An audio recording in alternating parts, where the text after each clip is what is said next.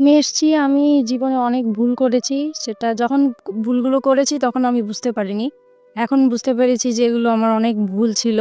দেন এই ভুলগুলো না করলে আমার লাইফটা আরেকটু বেটার হতো এবং আমার মতো যেন এরকম ভুল আর কেউ না করে। সবাই যেন এলার্ট হয়ে যায় সেজন্যই আমি এসেছি। ওকে। প্রিয় শ্রোতা, আমাদের এই অনুষ্ঠানে যারা আসেন, যেসব অতিথি আসেন তাদের জীবনে কিন্তু যে ঘটনাগুলো ঘটে থাকে সেগুলো তো তাদের জীবনকে স্পয়েল করে দিয়েছে, কোনো না কোনোভাবে বিপদে ফেলেছে, সেটা ঠিক আছে।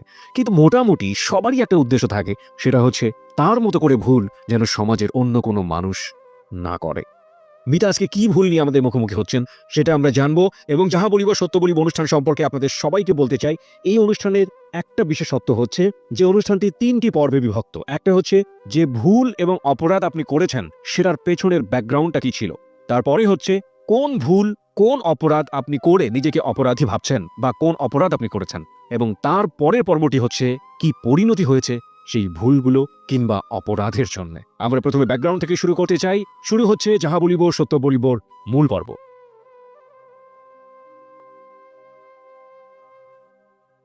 শুরু করুন মিতা। আমি পেছন থেকেই বলছি। আমার মা খুব সুন্দরী ছিলেন। বয়স খুব কম ছিল। ১০-১১ বছর হবে। তো মা সংসার ব্যাপারে কিছু বুঝতো না। তো বাবার একটু আমার মার সাথে রাগারাগি ছিল না। দাদাকে খুব ইয়ে করত যে, "তুমি কেন আমাকে এত ছোট একটা মেয়ে বিয়ে দিয়েছো যে সংসার ব্যাপারে কিছু বুঝে না?" তো এরকম করে বাবা বিয়ের কিছুদিন পরেই চলে গেছে। পরে যাই হোক একটা সময় আমি পেটে আসি আমার মার। তো তখন থেকে আমার বাবা আবার বাড়িতে কম আসতো। ভাই বেশি থাকতো। কি করতেন ঢাকাতে? ঢাকায় তখন সে ওই যে হোটেলে চাকরি করতেন। জি। তারপরে আমি হওয়ার পরে আমার বাবাকে খবর দিয়েছেন দেখার জন্য। তো আসছে উনি। আসার পরে আবার চলে গেছেন। তো বাবা বাড়িতে আসা যাওয়ার খুব ছিল। তো এইটা হয়তোবা আমার মার পছন্দের ছিল না। পরে একসময়ে উনি আরেকটা সম্পর্কে জড়িয়ে যান। আপনার বাবা? না, আমার মা। আপনার মা আরেকটা সম্পর্কে জড়িয়ে যান। জি। আমি তখন ১৫ কিংবা ২০ দিনের মতো আমার বয়স। ওই সময়টাতে আরেকটা সম্পর্কে জড়িয়ে যায়? জি। ওকে। পরে হচ্ছে মা আমাকে রেখেই চলে গেছেন। উনার সাথেই চলে গেছেন। উনি বিয়ে করবে না। উনি মজা করার জন্যই সম্পর্কটা করেছিলেন। তো যখন উনি বিয়ে করছে না তখন ওই মুহূর্তে সে পরে আমার বাবার কাছে আসছি। প্রিয় দর্শক, জীবনের গল্পের কিছু অংশ দেখলেন, আরো কিছু গুরুত্বপূর্ণ অংশ সামনে রয়েছে। তাই অনুরোধ করবো যারা এখনো চ্যানেলটি সাবস্ক্রাইব করেনি অতি দ্রুত চ্যানেলটি সাবস্ক্রাইব করে সম্পূর্ণ ভিডিওটি মনোযোগ সহকারে দেখুন। তো আমার বাবা বলতেছে যে, "আমার অতটুকু ছোট বাচ্চা ফেলে তুমি চলে গেছো এখন আর আমি তোমাকে নিব না।" ওকে, তারপর? তারপরে উনি উনার বাবার বাড়ি গিয়েছেন। ওখানেও উনি জায়গা পায়নি। তখন উনি কি করবে? তো এই সময় উনি নাকি মানি মেন্টালি অসুস্থ হয়ে পড়েন। তো পরে উনাকে উনার বাবা-মা এখন আশ্রয় দিতেই হবে যেহেতু অসুস্থ হয়ে গেছে, কেউ নাই। তো মা এরকম চিকিৎসা অবস্থায় থাকেন। আর আমাকে আমার বাবার বোন ছিল যে উনার কাছে আমাকে রাখতে দিয়েছে। আপনার মা যখন মা হলেন সেই সময়টাতে তার বয়সটা কত? তখন তার ১৫ থেকে ১৬ বছর। একদমই কিশোরী বয়স। জি। তারপর? তারপরে আমি আমার ফুপুর কাছেই বড় হয়েছি প্রায় ৩ বছর পর্যন্ত। তারপরে আমার ফুপু প্রেগনেন্ট হয়ে যায় অবস্থায়। তখন বাবা সেই মুহূর্তে কি করবে? পরে বাবা আমাকে ঢাকায় নিয়ে এলো। ঢাকায় নিয়ে যাওয়ার পরে ছোট্ট একটা বাচ্চা উনি কাজও করতেছেন।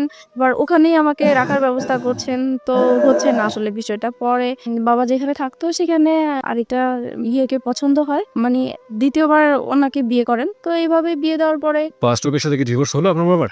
হ্যাঁ, ওটা তো ডিভোর্স। প্রথম স্ত্রীর সাথে ডিভোর্স হয়ে গেল। জি। ওকে। তারপরে তো এখন এই মার সাথেই সম্পর্ক। তারপরে মা আমাকে পালতেছে ভালোই, নিজের মেয়ের মতোই আদর যত্ন করছে।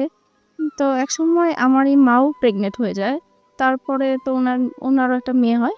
এই মেয়ে হওয়ার পর থেকে আমি এখন বুঝতে পারছি যে একটু ভালোবাসাটা যেন ডিফারেন্ট হয়ে গেছে। আগের মতো না। কিন্তু তারপরেও মনে হয় নাই, মানে আমি তখন জানতামও না যে সে আমার সেকেন্ড মা বা কিছু। লোকের কাছে শুনতাম। তারপরে যাই হোক এরকম করে অনেক বছর হয়ে গেছে। তারপরে একসময় আমার বাবা মানে বলছে যে, "আমি তো আর এখানে হচ্ছে না, আমি একটু দেশের বাইরে যাব।" তো উনি দেশের বাইরে চলে গেলেন। উনি এভাবে টাকা পাঠাচ্ছেন। আমার মা আবার অত শিক্ষিত ছিল না। টাকা-পয়সার হিসাব-টিসাব রাখতে পারেনি। তো বাবার মাঝখানে খুব অসুস্থ হয়ে যায়। অসুস্থ হওয়ার পরে থেকে উনি চলে আসে। চলে আসার পরে বাবার ধারণা ছিল যে তার ব্যাংকে হয়তোবা কিছু টাকা আছে, যেটা দিয়ে উনি কিছু করতে পারবেন। তো বাবা এসে দেখে যে আসলেই কোনো টাকা-পয়সা নাই।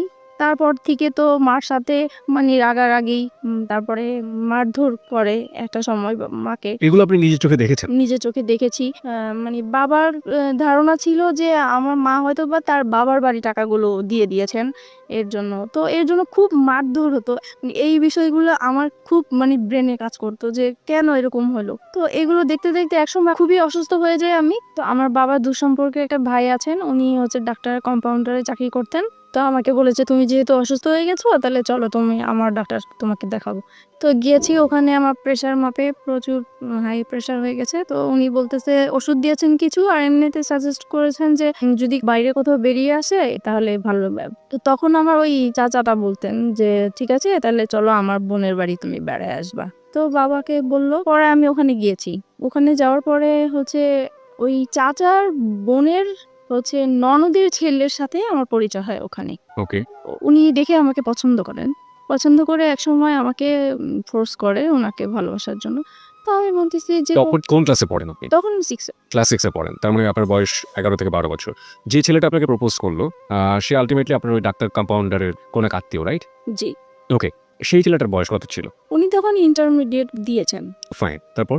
তারপর আমাকে বলতেছে যে তোমাকে আমার খুব পছন্দ হয়েছে, তোমার সাথে আমি ভালোবাসার সম্পর্ক করতে চাই। তখন আমি বলেছি যে আমি তো করব না। তো বলতেছে কেন? তুমি কেন রাজি না? তো আমার ফ্যামিলির যে ব্যাপারগুলো এগুলো নিয়ে তার সাথে ডিসকাস করলাম। তখন সে বলতেছে যে দেখো আমি তোমাকে পছন্দ হয়েছে, তোমার কি আছে না আছে এগুলো আমার দরকার নাই। তোমার সাথে আমার বিয়ে হবে এটাই হচ্ছে বড় কথা, আর কারো দরকার নেই। তো তখন আমি বললাম যে ঠিক আছে এটা নিয়ে আমি চিন্তা করব, তারপর আপনাকে জানাবো। তো বলতেছে তুমি তো চলেই যাবা, তাহলে তোমার সাথে আমার যোগাযোগ হবে কিভাবে? তখন পরে উনার অ্যাড্রেসটা নিয়ে আসলাম আর আমার অ্যাড্রেসটা দিয়ে আসলাম। তারপরে হচ্ছে উনি অনেকদিন পরে আমাকে একটা চিঠি পাঠায়। তো চিঠি পাঠানোর পরে চিঠিটা পড়ে ভালোই লাগলো। পরে আমি এই চিঠিটা নিয়ে অনেক ভাবতে থাকলাম যে লোকটা তো আমাকে মনে হয় সত্যি, সত্যিই ভালোবাসে। আর যেহেতু আমার এই বাসায় থাকতে ইচ্ছা করে না, বাবা-মার ঝগড়াঝাটি, এখন যদি আমি কোথাও চলে যাই এই সংসার থেকে তাহলে হয়তোবা আমার এই অশান্তিটা হবে না, আমি ভালো থাকবো। ওই কথা চিন্তা করে পরে আমি রাজি হয়ে গেলাম। পরে আমি একটা চিঠি পাঠালাম যে হ্যাঁ, আমি রাজি আছি। তো এরকম করে আমাদের প্রায় প্রতি সপ্তাহে ২ টার মতো চিঠি আসতো, এরকম দেওয়া নেওয়া হতো। প্রায় ৩-৪ মাস পরে হঠাৎ আমি আবার পড়াশোনার পাশাপাশি হাতের কাজ শিখতে খুব পছন্দ করতাম। তো আমি বিভিন্ন জায়গায় হাতের কাজ শিখার জন্য যেতাম। তো একদিন আমার এলাকা দিয়ে আমি যাচ্ছি, হঠাৎ তাকে দেখে ফেলি। ওকে। সেও আমাকে দেখে ডাকছে। তো আমি অবাক হয়ে গেছি। কিছুক্ষণ আমি একদম চুপ ছিলাম যে, যেই লোকটাকে আমি সেই চাঁদপুরে দেখে আসছি, সেই লোকটা হঠাৎ করে ঢাকায়, তাও আমার এলাকার মধ্যে কিভাবে আসলো? পরে উনি আমাকে দেখেই বলতেছে যে, "আমি না তোমার কাছে আসছি।" তখন আমি অবাক হয়ে গেলাম যে এত দূর থেকে সে আমার কাছেই আসছে। আমি চিঠি পাঠাতাম ঠিক আছে, কিন্তু উনি আসবে সেটা বলেও নাই আমাকে। তো যাই হোক, তখন ওই যে গুলশান পার্কটা ছিল, তো আমাকে সেখানে নিয়ে গেছে। যাই হোক গেলাম, যাওয়ার পরে কথা-টথা বললাম। এখন বলতেছে যে, "আমি তো তোমাকে তো আমার খুব দেখতে ইচ্ছা করে মাঝে, মাঝে। এখন কি করব?" তো আমি বলতেছি, "দেখেন আমার তো আসলে এরকম বাইরে বের হওয়ার অভ্যাস নেই। আর তাছাড়া আমার খুব ভয় লাগে যে কোথায় কেউ দেখে ফেলে কিনা, পরে বাবার কাছে বিচার যাবে, এটা আমার খুব খারাপ লাগবে।" তো বলতেছে যে, "না দেখবে না, তুমি ওইভাবেই আসবে।" তো এরকম করে প্রায় ২ মাস ৩ মাস পর, পর আমাদের দেখা হতো। ২ মাস ৩ মাস পর ও ঢাকাতে আসতো ওর বাড়ি থেকে আপনার সাথে দেখা করার জন্যে। উদ্দেশ্যটা ছিল আমার সাথে দেখা করার, কিন্তু ওর রিলেটিভ থাকতো ঢাকায়। ওখানে আসতো। তো তারপরে একটা সময় ওর রেজাল্ট ভালো হয়নি। আপনি ঢাকায় কোথায় থাকতেন সেই সময়টা? আমি ঢাকায় হচ্ছে মহাখালী থাকি। মহাখালী থাকতেন। হ্যাঁ, যেটা বলছিলেন যে ওর রেজাল্ট ভালো হয়নি। মানে ইন্টারের রেজাল্ট ভালো হলো নাকি অন্য কোনো পরীক্ষা? না, ইন্টার। ও এইচএসসি তে ভালো করলো না। কি ছিল রেজাল্ট? মানে ফেল করেছে সে। ওকে। ভালো না হওয়া বলতে মানে ফেইল করেছে। তো ভয়াবহ খারাপ। ওকে। তো ফেল করেছে, পরে হচ্ছে তার বাবা খুব চাপ দিল। তো বলতেছে যে তুমি বাড়িতে সারাক্ষণ থেকেও যদি পড়াশোনা ভালো না করো, ওদের দোকান ছিল, তো বলতেছে দোকানেও বসবে, দেন পরীক্ষাটাও দিবে। হুম। তো এখন তো ঢাকায় পার্মানেন্টলি চলে আসলো। তো আমাদের প্রায় এরকম দেখা হতো। পরে এই বিষয়টা নিয়ে আমি আমার বাবা মাকে জানাই। বাবা মাকে তো জানানো উচিত। মাকে জানাচ্ছি ১ম এ, পরে মা বলতেছে যে করো যেটা তোমার ভালো মনে হয় সেটাই করো। আমি চাইবো না যে তুমি এমন কিছু করো যে আমাদের এলাকার মধ্যে একটা নাম আছে, আমি চাই না সেইটা আমাদের খারাপ কিছু আসুক। আপনার মা এটা আপনাকে বলল। জি। ওকে। আপনি মাকে কি বলেছিলেন? বলেছিলাম যে ও আমাকে পছন্দ করে, আমিও ওকে পছন্দ করি। দুজনেই আপনারা দুজনকে পছন্দ করেন। তারপর? তারপরে আমাদের সম্পর্কটা কন্টিনিউ হতে থাকে। তারপরে একটা সময় আমার বাবা খুব ঝগড়াঝাটি করে। আর ওই একই বিষয়কে কেন্দ্র একই করে। বিষয় নিয়ে। সেদিন একদম খুবই খারাপ পর্যায়ে তখন স্বাভাবিকভাবেই সন্তানরা মার সাপোর্টই নিয়ে থাকে। তো আমিও মার সাপোর্টের কথা বলতাম। তো এই কথা বলাতে বাবা মানে আমার উপর খুব বিরক্ত হতো। পরে একটা সময় বলে উঠলো যে, "তুমি কার জন্য কথা বলছো? তুমি জানো এটা যে তোমার মা না?" আমি এতদিন মানুষের কাছে শুনে আসছি, বাবা-মার মুখ থেকে কখনোই শুনিনি। তার মানে আপনি আগে জানতেন না যে আপনার আসল মা ইনি না? না, আমি জানতাম, আমি অন্যের মুখ থেকে শুনেছি, কিন্তু তাদের মুখ থেকে কখনো শুনিনি। বাবার মুখ থেকে শুনতে অসম্ভব রকমের খারাপ লাগলো, তাই তো? জি। ওকে। তখন থেকে আমার কথাটা খুব কানে লাগছে যে আসলেই কি এরকম? আমি তো এতদিন মানুষের কাছে শুনেছি, তাহলে তো সত্যিই এরকম। তাহলে তো আমার সেই মার সাথে দেখা করা উচিত। তারপরে আমি সবসময় ভাবতে থাকি যে কিভাবে দেখা করব। তো একসময় আমাদের একটা নেইবার ছিল, উনি একসময় আমাদের গ্রামের বাড়ির ছিলেন। তো আমারও খুব উৎসাহ হলো যে তাহলে তো উনার মাধ্যমে দেখা সম্ভব।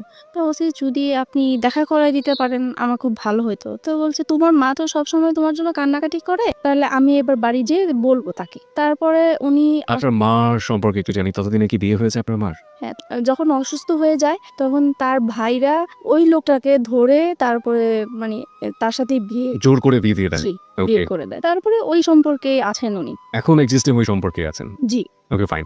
তারপর আপনি মার সঙ্গে দেখা করলেন, তারপর কি হলো? তারপরে আমার মা আসলেন। আসার পরে দেখা করলাম। দেখা করার পর উনি ১ম এ দেখে কান্নাকাটি করলো, যেটা স্বাভাবিক।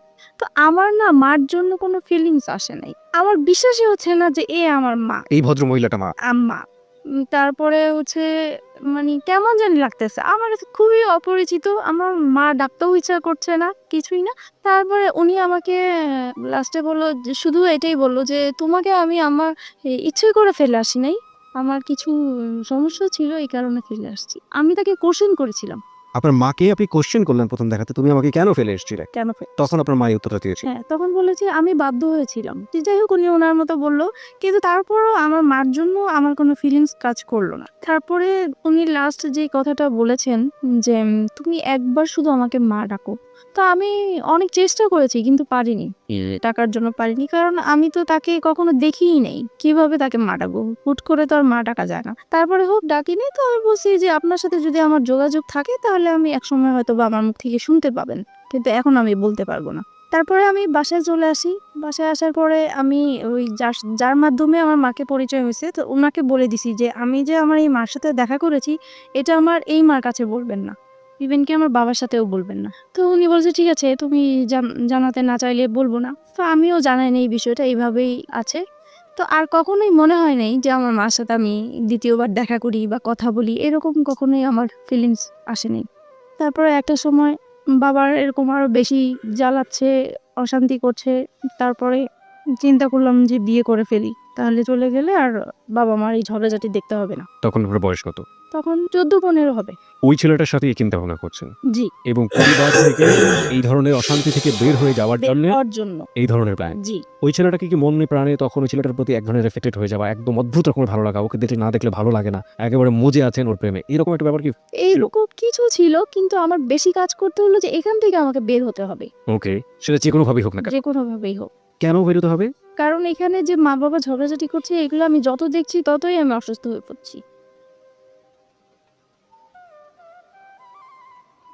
প্রিয় শ্রোতা, আমরা মোটামুটি ব্যাকগ্রাউন্ড আবিষ্কার করে ফেলেছি। দিস ইজ দ্য ব্যাকগ্রাউন্ড যেটা আজকের জীবনের অপ্রিয় এবং ভুল বা অপরাধ যাই বলি না কেন সেই জায়গাটায় যাওয়ার আগে একটা মোটামুটি অ্যাঙ্গেল আমরা পেয়ে গেছি, কিন্তু আরো ব্যাকগ্রাউন্ড আছে কিনা সেটা আমরা জানবো ৩ মিনিটের বিজ্ঞাপন বিরতির পর। মিতা তার জীবনের ভুল নিয়ে আজকে লাখো মানুষের মুখোমুখি হয়েছে। কি সেই ভুল, কি সেই অপরাধ, একটু পরেই সেটা পরিষ্কার হবে এবং এই অপরাধের পরিণতি কি হয়েছে সেটাও পরিষ্কার হবে। আপনারা সবাই শুনছেন আপনাদের প্রিয় অনুষ্ঠান যাহা বলিব সত্য বলিব। ৩ মিনিটের বিজ্ঞাপন বিরতি, একটু পরে আমরা আবারও ফিরে আসছি যাহা বলিব সত্য বলিব নিয়ে। যাহা বলিব সত্য বলিব। বলিব সত্য বলিবতে আপনি শুনছেন আপনার প্রিয় স্টেশন ABC রেডিও FM 89.2। আরজি কিবিয়া রয়েছে আপনার সঙ্গে এবং আমার সঙ্গে রয়েছে আমার টিম মেম্বার আরজি সুমন এবং সাউন্ড এডিটর মঞ্জু। প্রিয় শ্রোতা, আমরা ফিরে যেতে চাই আমাদের অতিথি মিতার কাছে তার জীবনের অপ্রিয় সত্যে। তবে তার আগে আপনাদেরকে বলছি, আপনারা যদি মনে করেন আপনাদের এই প্রিয় অনুষ্ঠানে এসে লাখো মানুষের কাছে স্বীকার করবেন আপনার জীবনের অপ্রিয় সত্যগুলো, শুধুমাত্র যারা বলতে চান এই অপ্রিয় সত্য কথাগুলো তারাই হবে টেক্সটটা করবেন। প্রথমে লিখবেন ABC স্পেস JBSB স্পেস আপনার নাম, এরপর পাঠিয়ে দেবেন 2221 নম্বরে। ফিরছে মিতার কাছে। মিতা, যে জায়গাটিতে আমরা ছিলাম, যে আপনি চেষ্টা করছিলেন যে কোনোভাবেই হোক না কেন আপনার এই পরিবার, যে পরিবারে আপনি বড় হয়েছেন, সেই পরিবার থেকে যে কোনোভাবে বের হয়ে যাওয়া। হয়ে যাবে। তারপর তারপরে আমি ওকে বললাম বিয়ের কথা। তো সে বলল যে, "এখন বিয়ে করব। এখন তো আমি নিজের পায়ে এখনো দাঁড়াতেই পারিনি।" তো আমি বলছি যে, "দেখো এখন আমাকে এখান থেকে বের হতেই হবে।" তো সে বলল যে, "ঠিক আছে, আমি আমার বাবা-মাকে বিষয়টা জানাই।"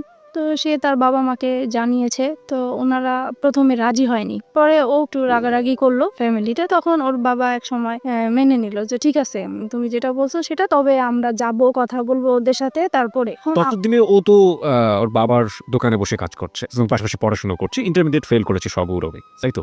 ওকে। তখন তারপরে আমি বললাম যে, "না, আমি এটা ফ্যামিলিগতভাবে করতে চাচ্ছি না।" তখন বলছে, "কেন?" আমি বলতেছি, "এখানে অনেকগুলো প্রবলেম আছে। আমি তো তোমাকে আগেই বলেছি যে আমার বাবার টাকা-পয়সা নাই। সে অনুষ্ঠান করে বিয়ে দিতে পারবে না।" তারপরে বলতেছে, "দেখো বাবা-মা এখন চাচ্ছে, কি করব?" পরে আমি বলতেছি, "দেখো এখন যদি আমাকে তুমি ভালোবেসে থাকো, বিয়ে যদি করতেই হয় একা করতে হবে। কারণ আমি আমার বাবার অবস্থা জানি। আমি নতুন করে অশান্তি দিতে পারবো না।" তখন সে রাজি হয়ে গেল বিষয়টা। তো আমরা একদিন ঘুরতে গিয়েছিলাম। ওখান থেকে হঠাৎ করে সে আমাকে কাজী অফিসে নিয়ে যায়। আমিও জানতাম না যে আজকে আমার বিয়ে হবে। তারপরে হচ্ছে বিয়ে করে ফেললি। তখন আমার 18 বছর হয়নি, কিন্তু ওখানে 18 বছর দেওয়া হয়েছে। ৩ লাখ টাকা কাবিননামা হয়। এই? বিয়ে করার পরে এখন ওর বাবা-মার কাছে জানিয়েছে। ওর বাবা-মা বলছে, "আমরা যেখানে রাজি হয়েছিলাম তুমি সেখানে একা কেন করলে?" কেন করতে গেলে? রাইট। তারপরে বলতেছে, "তাহলে তুমি আমার বাড়িতে আর উঠবা না।" তো এখন ও কোথায় যাবে? পরে কি করব আমি? আমাদের বাসায় নিয়ে আসলাম। পরে মাকে বলেছি, বাবাকে বলেছি। কারণ আমার মনে হচ্ছে তারা খুশি হয়েছে। যেহেতু তাদের কোনো টাকা-পয়সা খরচ হচ্ছে না। তারপরে যাই হোক, আমরা ওখানেই ছিলাম প্রায় ২-৩ মাস। পরে আমার হাসব্যান্ডের খালা আছে, বড় খালা। ওরা সবাই ওই খালার কথা শুনেই চলে। তো উনাকে জানিয়েছে বিষয়টা। তো উনি ওর বাবাকে যেভাবেই হোক ম্যানেজ করেছে। ২-৩ মাস পরে আমাকে মেনে নেওয়া হয়। পরে আমি ওর সাথে চাঁদপুরে চলে গেলাম। আমার শ্বশুর মেনে নিতে হবে দেখেই মেনে নেওয়া। কিন্তু মন থেকে যে মেনে নেওয়া সেটা আসলে হয়নি। উনাকে সালাম করলে কখনোই সালামের উত্তর নিত না। আচ্ছা। তাছাড়া আমার সাথে কথা বলতো না। তারপরে আমি যদি ভাত বাড়তে যেতাম টেবিলে, উনি কখনোই খেতে আসতো না। আর সারাক্ষণ ওনার ছেলেকে বকা, এমনকি আমার সামনে মারতেও গিয়েছে যে, "কেন তুমি এরকম মেয়ে বিয়ে করলা?" বড় ছেলে নিয়ে সবারই একটা আশা ছিল। তারপর হয়েছে যেটা এখন শাশুড়ি কেমন ব্যবহার করতো? বাকি মেম্বার যারা ছিল তারা কেমন ব্যবহার করতো? মোটামুটি ভালোই ছিল। কিন্তু শাশুড়ি, ননদ এরা সবসময় আমাকে ভুল ধরার চেষ্টা করত। আচ্ছা। তাদের মন পাওয়ার জন্য আমি সবকিছু কাজ করেছি। তারপরেও সবসময় ভুল ধরতেই থাকতো। একসময় হয়েছে কি, বড় ধরনের একটা ঝগড়া হয়েছে। সেটা হচ্ছে আমার শ্বশুর-শাশুড়িরা উনারা চিটাগাং গিয়েছে বেড়ানোর জন্য। যেহেতু ঢাকায় বড় হয়েছি, পুকুর দেখে আমার খুব ইচ্ছা হয়েছে যে আমি একটু পুকুরে গোসল করব। ওকে। ওনাদের বাড়ির কেউ আবার পুকুরে গোসল করেন। উনারা খুব পর্দাশীল মানুষ। ছেলের বউ কেন পুকুরে গোসল করবে? কিন্তু পুকুরটা চারপাশে ঢাকা ছিল। ওকে। তারপরেও মানে পুকুরটা পর্দাসীন পুকুর। জি। তারপরে ওখানে আমি গোসল করেছি। আমার দেবরটা হচ্ছে কি, আমার সাথে এরকম আচরণ করতে মনে হয় যে আমার ভাসুর। সে আমাকে পরিচালনা করবে। তো এইটা আমার পছন্দ হতো না। তো সে এসে আমাকে বলতেছে, "কি ব্যাপার? আপনি কেন পুকুরে গোসল করলেন? এই সেই আপনি জানেন না পুকুরে গোসল করে আমাদের পছন্দ না?" তো বলছি, "আমার একটু ভাল লাগছে। আর বাড়িতে তো কেউ ছিল না।" এই নিয়ে সে আমার বাবা-মা তুলে গালাগালি শুরু করছে। আপনার হাসব্যান্ড কি করছিল তখন? ও তো ঢাকায় থাকতো, আমি বাড়িতে থাকতাম। আচ্ছা। তারপরে হচ্ছে গালাগালি করতেছে আমার বাবা-মাকে। তখন আমার খুব খারাপ লাগলো যে আমি অন্যায় করছি। আমার বাবা-মাকে কেন গালিগালাজ করবা? তখন আমিও তার বাবা-মাকে গালাগালি করি। পরে হচ্ছে সে ইমিডিয়েটলি আমার শ্বশুর-শাশুড়িকে ফোন দিয়েছে। তারা তখনই একদম চিটাগাং থেকে চলে আসছে। আমার বিচার হবে। আমার হাসব্যান্ডকেও খবর দিয়ে আনা হয়েছে। তারপরে সেই আসরে কি হলো? সেখানে বলছে যে আমাকে আমার শ্বশুর-শাশুড়ির কাছে মাপ চাইতে হবে বাদরে। তা আমি বলছি, "ঠিক আছে, আমি যদি অন্যায় করে থাকি আমি মাপ চাইবো। কিন্তু সে যে আমার বাবা-মাকে বকা দিচ্ছে, তাহলে আগে সে আমার বাবা-মার কাছ থেকে তা ধরে মাপ চেয়ে আসুক, তারপরে আমি যাবো।" বলল, "হ্যাঁ, বউ হয়ে এত বড় কথা, এতগুলো মুরুব্বি মানুষ আমরা বসে আছি। তারপরে আমার হাসব্যান্ড এসে বলতেছে, 'মাপ চাও, মাপ চাও।' আমি বলতেছি, "না, আমি তো চাইবো না। আগে আমার বাবা-মার কাছে মাপ চেয়ে আসুক, তারপরে আমি যাবো।" পরে এই কথা বললাম কেন, সে সবার সামনে আমাকে অনেক মারধর করলো। এই সে ১ম আমার গায়ে হাত তোলে। আমি বিয়ে কতদিন পরে? প্রায় ৩-৪ মাস পরে। ওকে। পরে সেদিন রাতে আমার প্রচুর রাগ উঠলো। তারপরে আমি করলাম হচ্ছে যে তাকে বললাম রাগের মাথায় যে, "কালকের মধ্যে যদি আমাকে ঢাকায় নিয়ে না যাও তাহলে আমার এখানে লাশ দেখবা আমার।" তো সে খুব ভয় পেয়ে গেছে। তখন তার বাবা-মাকে বলে ঢাকায় নিয়ে আসলো আমার বাবার বাড়িতে। আমি বলছি আর যাব না। পরে যাই হোক, আমার কথাটাই রইলো। আমি বাবা-মার কাছে ছিলাম। তো এক সময় পরে বাবা আবারও সেই তো ঝগড়াঝাটি আছেই বাবার সংসারে। তখন একদিন আমি খুব রাগ হইলাম বাবার সাথে। তখন বাবা আমাকে বলেছে যে, তুমি এখন অন্যের হয়ে গেছো। এখন আর আমাদের কেউ না। তুমি আমাদের সংসারে কিছু বলতে আসবা না।" এই সে আরো কিছু বকা দিল আমাকে। পরে বাবা বলতেছে, "তুমি কালকের মধ্যে আমার ঘর থেকে বের হয়ে যাবা। আমি কালকে যেন তোমাকে আর দেখতে না চাই।" পরে মা বলতেছে যে, "তোর বাবা তো অনেক রেগে গেছে। তা কাজ কর, আমি তোকে একটা আলাদা বাসা নিয়ে দেই। ও আসলে পরে ওকে বলবো আমি সবকিছু।" তখন আমি আমার মার কাছাকাছি একটা বাসা নিলাম। পরে ও বাড়ি থেকে আসছে হঠাৎ করে, তো মার বাসায় আসছে। এখন দেখতেছে আমি নাই। তো মাকে জিজ্ঞেস করলো, "কি ব্যাপার? ও কোথায়?" তো বলতেছে, "ও তো আলাদা বাসা নিয়েছে।" তখন তো সে ক্ষেপে গেল। হ্যাঁ, কেন সে বাসা নিবে? সে তো আমাকে বলেছিল যে তার বাবার বাড়ি অন্তত ২ থেকে ৩ বছর থাকবে। তারপরে সে আলাদা কিছু করবে। এখনই সে করলো। আমার তো কিভাবে কি করব আমি? তারপর থেকে মানে আমাদের এতদিন পর্যন্ত মানে ভালোই ছিল আমাদের। সংসার জীবন বলেন, ভালোবাসা সম্পর্ক বলেন সবকিছুই ভালো ছিল। যে আলাদা বাসা নিলাম, এখন ওর ইনকাম করতে হবে। বাবা-মা চাপ দিচ্ছে যে এক তো নিজে বিয়ে করেছো, তারপরে বউকে আবার বাবার বাড়ি রেখে আসছো। তো এটা তো ঠিক হয় নাই। তোমার শ্বশুরবাড়িতে কিছু না পাই, অন্তত বউর সেবাটা তো আমাদের পাওয়া উচিত। তুমি কেন আমাদের বউ সেবা থেকে বঞ্চিত রাখছো? এই তো তার মাথায় একটা প্রেশার আছে। তারপরে এভাবে আমাদের প্রায় ২ টা বছর কেটে যায়। বাসার খরচটা কিভাবে আসতো? পরে ও ওর বাবার দোকান থেকে নিয়ে আসতো টাকা-পয়সা। প্রতি মাসে টাকা পয়সাগুলো নিয়ে আসতো। জি, ওকে। এবং এটার জন্য পারিবারিকভাবে ওকে বিভিন্ন রকমের হ্যাসেল পোহাতে। জি। হুম। তারপরে আমার বেবি পেটে আসে। তো একটা সময় বুঝতে পারলাম যে আমার বেবি হওয়ার পর থেকে আমার হাসব্যান্ডের অ্যাটিটিউড একটু আলাদা হয়ে যাচ্ছে। কিরকম যেন হয়ে যাচ্ছে, খিটখিটে মেজাজ হয়ে যাচ্ছে। তার সব কাজ নিখুঁত হতে হবে এরকম। কিরকম রান্না করলাম, রান্না ভালো হইল না, এটাতে লবণ বেশি হলো, হলুদ বেশি হলো, ভাত কেন নরম হলো। এইরকম মানে সামান্য বিষয় নিয়ে মানে ঝগড়াঝাটি হতো আমাদের। মেয়েকে কেন টাইম মতো খাওয়ালাম না। তারপরে একটা সময় যখন এগুলো নিয়ে বাড়তে থাকলো, তখন তার আবেগের কথাগুলো আসলো। "হ্যাঁ, তোমাকে বিয়ে করে আমি কিছুই পাই নাই। আমি অনেক কিছু পেতাম। তোমার চাইতে আরো সুন্দর মেয়ে বিয়ে করতে পারতাম, আরো ভালো ফ্যামিলির মেয়ে বিয়ে করতে পারতাম।" মানে এইভাবে সে আজে-বাজে কথা বলতেই থাকে। বলতেছে, "আজ পর্যন্ত তো আমার বাবা-মাকে তোমরা কোনোদিন ইনভাইট করতে পারো নাই।" তখন আমি বললাম যে, "এগুলো তো আমি আগে থেকেই তোমাকে বলে ক্লিয়ার করছি।" বলেছে, "তখন তো আমি অন্ধ ছিলাম। আমি এসব বুঝতে পারি নাই। আমার মনে হচ্ছে তুমি আমাকে ব্ল্যাক ম্যাজিক করেছো হয়তোবা।" ওই সময়টাতে? জি। ওকে। এরকম কিছু করে আমাকে ফাঁদে ফেলানোর চেষ্টা করেছে। যেহেতু দেখেছো তোমাকে কেউ নিবে না। এভাবেই কাটতে থাকলো সময়। আর সে তখন তো কোনো কাজ করতো না। সারাক্ষণ বাসায় থাকতো। তো এই জিনিসটা আমার কাছে খুব খারাপ লাগতো যে মানুষের হাসব্যান্ডরা কাজ করে, একসময় বাইরে আসে, বাইরে থেকে বাসায় আসে, আলাদা একটা ফিলিংস কাজ করে। তখন অবশ্য আমি আমার যখন বেবি হবে তখন থেকেই তো আমি বাবা-মার কাছেই আছি। পরে একসময় এটা নিয়ে বাবা-মা আমার উপরে রাগ করে যে, এতদিন আমাদের ঝগড়া দেখে তোমরা এরকম করছো, এখন তোমরাও ঝগড়া করতেছো।" তখন কি করবো আর? পরে একদিন বাবা প্রচুর ঝগড়া করে মার সাথে। তখন আমি বলতেছি কি যে, "হ্যাঁ, তুমি এরকম ঝগড়া করো না। তোমার জামাই পাশের রুমে থাকে খারাপ বলে ঝগড়া করো না। যদি ঝগড়া করতে হয় তাহলে এই বাড়িতে আর আসবা না। তুমি অন্য কোথাও চলে যাও।" তো বাবার মাইন্ডে খুব লাগছে যে মেয়ে হয়ে আমাকে এই কথাটা বলল। পরে বাবা আমাদেরকে ছেড়ে চলে গেছে। তো ও আলাদা বাসা নিবে এখন। পরে আমি বলছি, "আলাদা বাসা নিবা তো তুমি কি করবা? তুমি কোত্থেকে কি চালাবা?" তখন বলতেছে যে, "আমি একটা দোকানপাট নিবো এখন। বাবার থেকে আলাদা হয়ে আসছি। দোকানপাট নিবো।" তো ঠিক আছে চলো। পরে আমরা আমার মেয়ে হওয়ার পরে আলাদা বাসা নিই। সংসারে অশান্তির উপর অশান্তি। তারপরে আমার শ্বশুর-শাশুড়ি বলে যে, "তুমি এখনো সময় আছে, ওকে ছেড়ে দাও। এখনো তোমাকে আমরা ভালো জায়গায় বিয়ে দিতে পারবো।" এই সেই এগুলো আছে। আর তাছাড়া ও সবসময় কি অন্য মেয়েদের প্রতি একটা আকৃষ্টিত থাকতো যে, যেকোনো সুন্দর মেয়ে থাকলে বলতো, আমার সামনেই বলতো যে, ওর সাথে যদি আমায় একদিন করতে পারতাম আমার সার্থক হতো। পরে ঝগড়া হলে মাঝে বলতো যে, "আমাকে অনেকেই বিয়ের প্রস্তাব দিয়েছে, প্রেমের প্রস্তাব দিয়েছে। আমি তাদেরকে বিয়ে করিনি। আমি অনেক বড় ভুল করেছি।" এই সে এগুলো বলতো, এগুলো আমার খুব খারাপ লাগতো। এগুলো নিয়ে আমাদের সংসারে খুব অশান্তি হতো। বিশেষ করে ও বাসায় থাকতো। এই জিনিসটা আমি একদমই পছন্দ করতাম না। ও কোনো কিছু করতো না। পরে একসময় কি হয়, নতুন একটা মার্কেটে দোকান নিয়েছে। ওইটা মার্কেটটা ভালো করে স্টার্ট হয় নাই। তাই দোকানও ভালো চলে না। তো দোকানটা ছেড়ে দিল শেষ পর্যন্ত। তারপরে যেটা হয়েছে এক করে ও যেটাই হাত দেয় সেটাই লস হয়। এইভাবে ওর বাইরের যেই অশান্তি হলে সেটা ঘরের মধ্যে নিয়ে আসবে। তারপরে সে শেয়ার বাজারে ঢুকলো। তারপরে শেয়ার বাজারে তো খুব অবস্থা খারাপ ছিল, সেটা নিয়ে বাসায় খুব ঝগড়াঝাটি হতো, তার মন খারাপ হতো।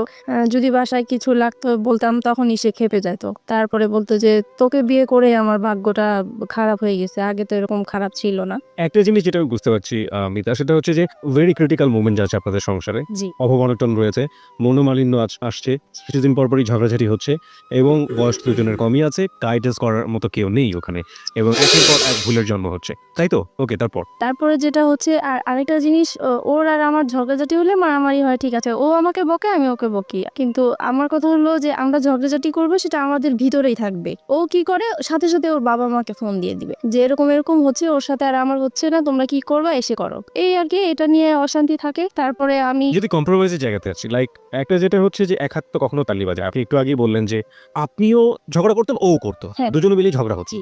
কিন্তু কথা হচ্ছে যে যদি কম্প্রোমাইজের জায়গাতে আসি, যে সফট হওয়া, আগে থেকে একটু কম্প্রোমাইজ করে নেওয়া, পরিস্থিতিটাকে শান্ত করা, সে কাজটা সবচেয়ে বেশি কে করতো? কেউ করতাম না, মানে আপনি হয়ে যেত। হয়ে যেত। আমি কথা না বলার চেষ্টাই করতাম, কিন্তু ও এসে আমার রাগ ভাঙাতো। তার মানে ওই আপনাকে রাগ ভাঙানোর চেষ্টা করতো। জি। এটা তো নিঃসন্দেহে তার একটা ভালো গুণ। জি। কারণ রাগ করাটা খুব সহজ, কিন্তু রাগ ভাঙানো কিন্তু খুবই খুবই কঠিন একটা ব্যাপার এবং সেটা নিজেকে স্যাক্রিফাইস করে চেষ্টাটা যারা করে, আমার মনে হয় যে এটা একটা স্পেশাল গুণ তাদের। ওকে, তারপর? তারপরে আমি কথায় কথায় ওকে বলতাম যে তুমি আমাকে ডিভোর্স দাও। ও ডিভোর্স দিতে চাইতো না, তো সেই জন্য ওর বাবা মাকে বলছে, তখন বলছে যে ঠিক আছে, তুমি আরেকটা বেবি নাও, তাহলে 2টা বেবি হয়ে গেলে ও ব্যস্ত থাকবে, তখন আর কোথাও যাওয়ার কথাও বলবে না। তো সেই হিসাবে আমাদের আরেকটা বেবি হয়। আমার ইচ্ছা ছিল না বেবিটা নেওয়ার, ওর ইচ্ছাতেই বেবিটা নেওয়া হলো। ওর মামার বাসা পাশে ছিল, ওর মামার বাসাতে আমরা আমার হসপিটাল থেকে এসে সরাসরি ওর মামার বাসায় উঠলাম। তো আমার বোন তখন এসএসসি পরীক্ষা দিচ্ছে, মাঝখানে ওর কিছু গ্যাপ ছিল, তো সেই গ্যাপের মাঝে আমার কাছে আসছে। আবার অনেক গেস্টও আসছে, জায়গা ছিল না। তো আমার হাজবেন্ড বলতেছে কি যে এখানে তো জায়গা নেই, ওকে নিয়ে আমি আমাদের বাসায় চলে যাব। কথা ছিল খাওয়া দাওয়া করে সবাইকে নিয়ে যাবে, কিন্তু সে আমার বোনকে খাইয়ে টাইয়ে নিয়ে আগেই চলে গেছে। তারপর যাই হোক এরকম গিয়েছে, হঠাৎ করে সে আর কি মানে আমার বোনের সাথে সে একটা অনৈতিক কাজ করতে গিয়েছিল, সেটা আমি বুঝতে পারি নাই, আমি 3 মাস পরে জানতে পেরেছি। আপনি 3 মাস পরে এটা জানতে পারেন? জি। কিভাবে জানতে পারেন? আমি ও আসতো না, তো গ্যাপ ছিল, তখন আমি জিজ্ঞেস করছি কি ব্যাপার, ও আমার বাসায় আসে না কেন, আমি তো এরকম কিছু করি না যে ও আসা বন্ধ করে দিবে। তখন মা বলতেছে যে ও আর যাবে না তোমাদের বাসায়। তখন আমি বললাম যে কেন যাবে না, তখন সে কথাই বললো আর কি। তার মানে আপনার বোন গিয়ে আপনার মাকে বলেছিল এবং পরবর্তীতে আপনার মা আপনি জিজ্ঞেস করার প্রেক্ষাপটে আপনাকে যা বলেছিল। এই যে ঘটনাটা যখন আপনার হাজবেন্ড এরকম কাজ করলো, তখন আপনাদের সাথে মানসিক যে সম্পর্ক হাজবেন্ড ওয়াইফের মধ্যে, সেই সম্পর্ক কি অবস্থায় ছিল? তখন তো খারাপ ছিল। খুব খারাপ অবস্থায় ছিল। জি। ওকে, তারপর? তারপরে এটা জানার পরে আমি ওকে প্রশ্ন করলাম যে তুমি এরকম কিছু করেছো কিনা, তো সে বলতেছে যে না আমি এরকম কিছুই করি নাই। তারপরে সে উল্টা আমাদেরকে বলতেছে যে তোমার মা তোমার বোনের নামে আমি মানহানি মামলা করব, কেন তোমরা আমার নামে এরকম কিছু করেছো। তখন আমি অবাক হয়ে গেলাম যে সে অন্যায়টা করলো, তারপরও স্বীকার করতেছে না। আর আমার মা বোন কখনোই মিথ্যা বলবে না, আর নিজের মান সম্মান নিয়ে তো কখনোই মিথ্যা বলার প্রশ্নই আসে না। তারপর এক সময় আমি আত্মহত্যা করার চেষ্টা করলাম, বাসা থেকে বের হয়ে যাচ্ছি, রাগ হয়ে যে তার সাথে আমি আর থাকবো না, সে এরকম একটা কাজ করতে পারলো। তারপরে আমি যখন বাসা থেকে বের হয়ে যাচ্ছিলাম, তখন সে আমার হাতে পায়ে ধরে মাপ চাইলো, বলতেছে সরি আমার ভুল হয়ে গেছে, আমি আর এরকম কিছু করব না, কিন্তু তুমি কাউকে বলো না, আমার আত্মীয় স্বজন কাউকেই বলবা না তুমি। তারপরে যাই হোক আমি আবারও সংসার এইভাবেই করতে থাকলাম। তো কিন্তু আমি যতই চেষ্টা করতেছি সংসার করার জন্য, যতই অশান্তি হোক না কেন, কিন্তু সে একের পর এক ঝগড়াঝাটি অশান্তি আছে। আমার পরে লাস্টের দিক দিয়ে আর ভাল লাগলো না, প্রচুর মারামারি হতো আমাদের। আপনিও মারতেন? আমিও মারতাম। দুজন মিলে মারামারি করতেন? জি। ওকে। তারপরে এরকম অশান্তি ভাল লাগতো না, মন সবসময় খারাপ থাকতো। তাছাড়া আর আমার ও খুব বেশি যন্ত্রণা করতো, আমি নাকি বেশি ঘুমাই, আমি খুব অলস, ঘরে কাজ করতে চাই না, ঘুমালে উঠতে চাই না। তারপরে টিভি দেখি আমি খুব বেশি, আমার খুব বাজে অভ্যাস, আমার জন্য আমার সন্তানরাও নষ্ট হয়ে যাচ্ছে, এগুলো নিয়ে খুব। আপনারা যে মারামারি করতেন আপনাদের ছেলেমেয়েদের সামনেই মারামারি করতেন? হ্যাঁ, সামনেই করতাম। ওরা খুব ভয় পেত, কান্নাকাটি করতো, কিন্তু কিছু করার ছিল না, হয়ে যেত।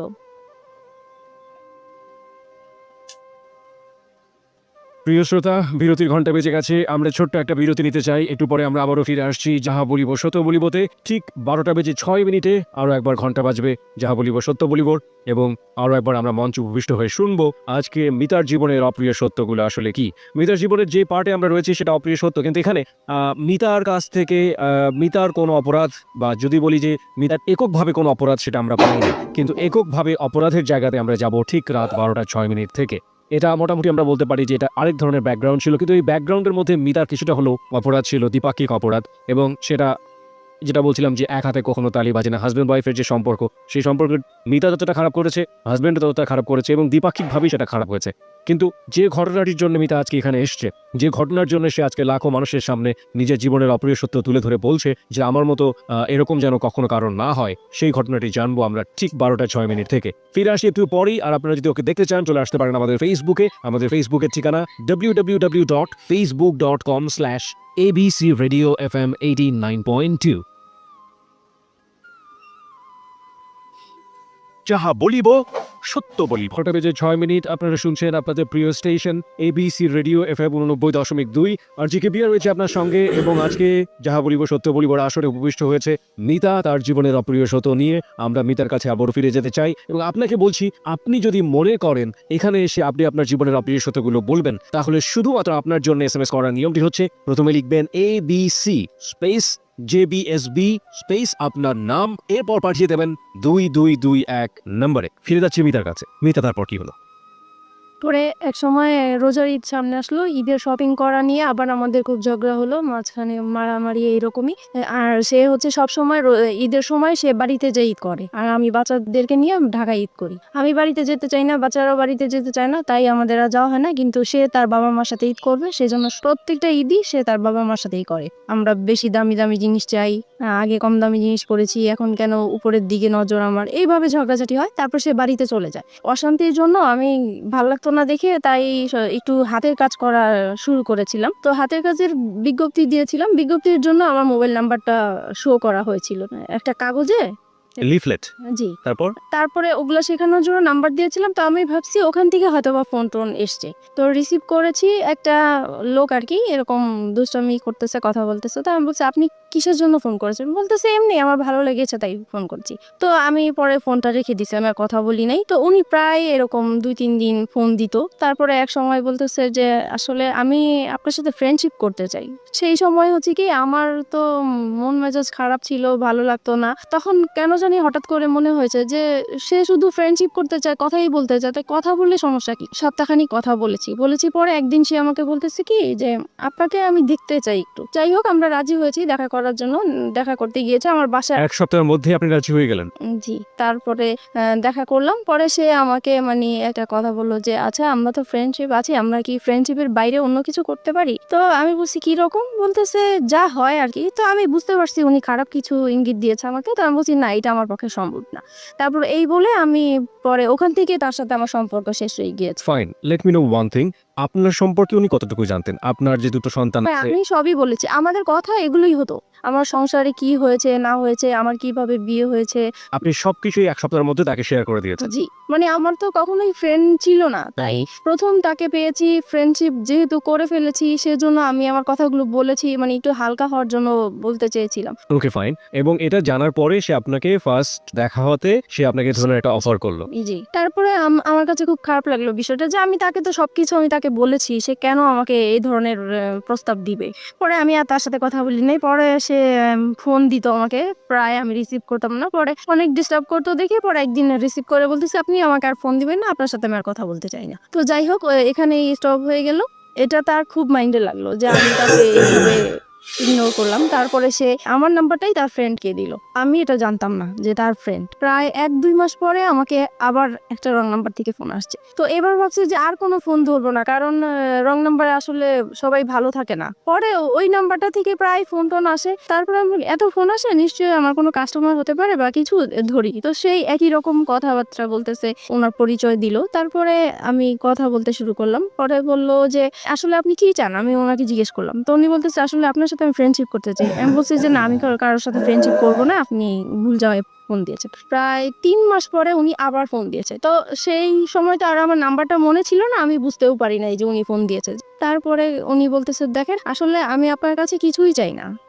আমিও নিজে খুব মানসিক অবস্থা খুব খারাপ, তাই আমি চাই আপনার সাথে একটু ফ্রেন্ডশিপ করার জন্য। তো আমি আবারও আমার মনটা জানি কেমন হয়ে গেলাম। তো আমি ভাবলাম ঠিক আছে, দেখি, সবাই তো আর খারাপ হতে পারে না, কথা বলে দেখি। তো এইভাবে ওনার সাথে কথা বলতে বলতে প্রায় 1 সপ্তাহ হয়ে গেছে কথা বলছি। 1 সপ্তাহ পরে ও আবার বাড়ি থেকে থেকে চলে আসছে পরে আমি মোবাইলটা অফ করে রাখছি, যে জানি এখন যদি ফোন আসে আমি রিসিভ করলে সমস্যা হবে। তো আমি 2 দিন আমার ফোনটা অফ ছিল। পরে এক সময় ও কাজের জন্য বাইরে যায়, পরে আমি ফোনটা খোলার পরে সেই ফোনটা আবার আসে। পরে আমাকে বলতেছে, দেখেন আপনি 2 দিন ফোনটা অফ করে রেখেছেন, আমার আসলে খুবই খারাপ লাগতেছে, আমি আপনার প্রেমে পড়ে গেছি, মানে এরকম করে বলতেছে। তো আমার কাছে কেমন জানি বিষয়টা লাগলো, তো আমি আর কিছু বলি নাই। আমি ভাবছি কি হয়তো বা দুষ্টামি করে বলে, অনেকে তো দুষ্টামি করে বলে, সেই রকম হয়তো বা বলে। তারপরে যাই হোক, রাতে আবার ফোন দিয়েছে উনি, এখন তো আপনাকে আমার খুবই দেখতে ইচ্ছা করতেছে, আমার খুবই খারাপ লাগতেছে। তখন আমি বললাম যে দেখেন আমি তো দেখতে সুন্দর না, আর আমাকে দেখলেও আপনার পছন্দ হবে না, আপনি যেহেতু ভার্সিটিতে পড়েন, আপনি খুবই স্মার্ট, আমি আপনার পাশে একদম মানানসই হবো না,